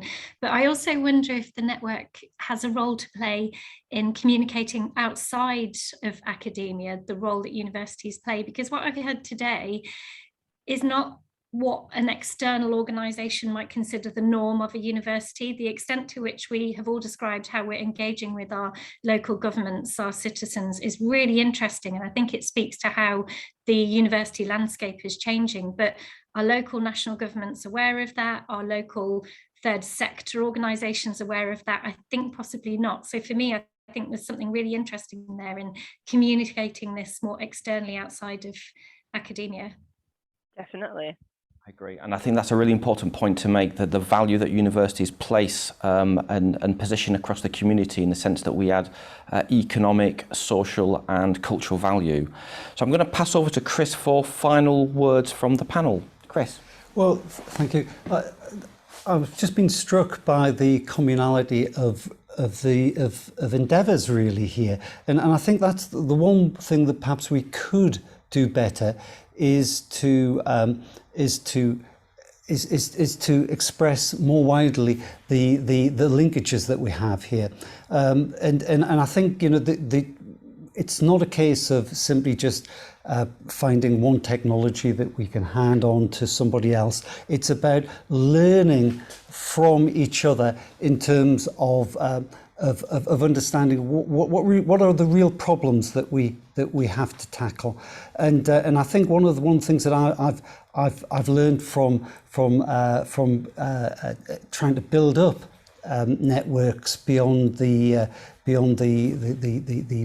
Bradford environs and into our friends in the World Technology Universities network, is the fact that we can actually work together very efficiently if we have the problems actually pinned down in the first place.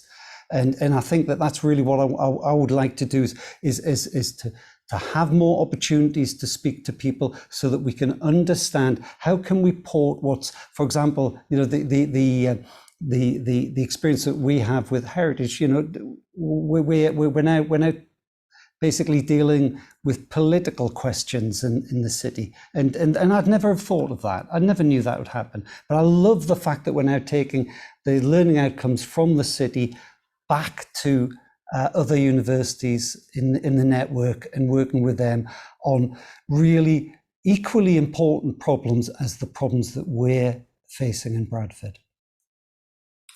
Thank you, Chris. Panellists, I'd like to thank you for your very, very wise words and your very increasingly thought-provoking presentations.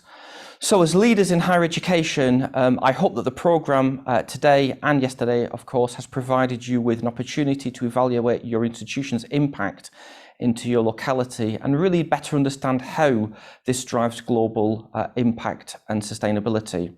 Through the case studies and stories shared by colleagues, we've really heard how civic engagement is now embedded strategically to deliver value for our organisations, our students, our communities and global society. Thank you for joining us in Bradford, and I really look forward to working with you in the years ahead and meeting you physically in 2022 at the Congress in Malaysia. I certainly can't wait, and I know Georgie and Sonia are desperate to book their tickets, so I look forward to meeting you all there. Do take care and please do stay in touch. Thank you. Thank you and goodbye. Sawadee.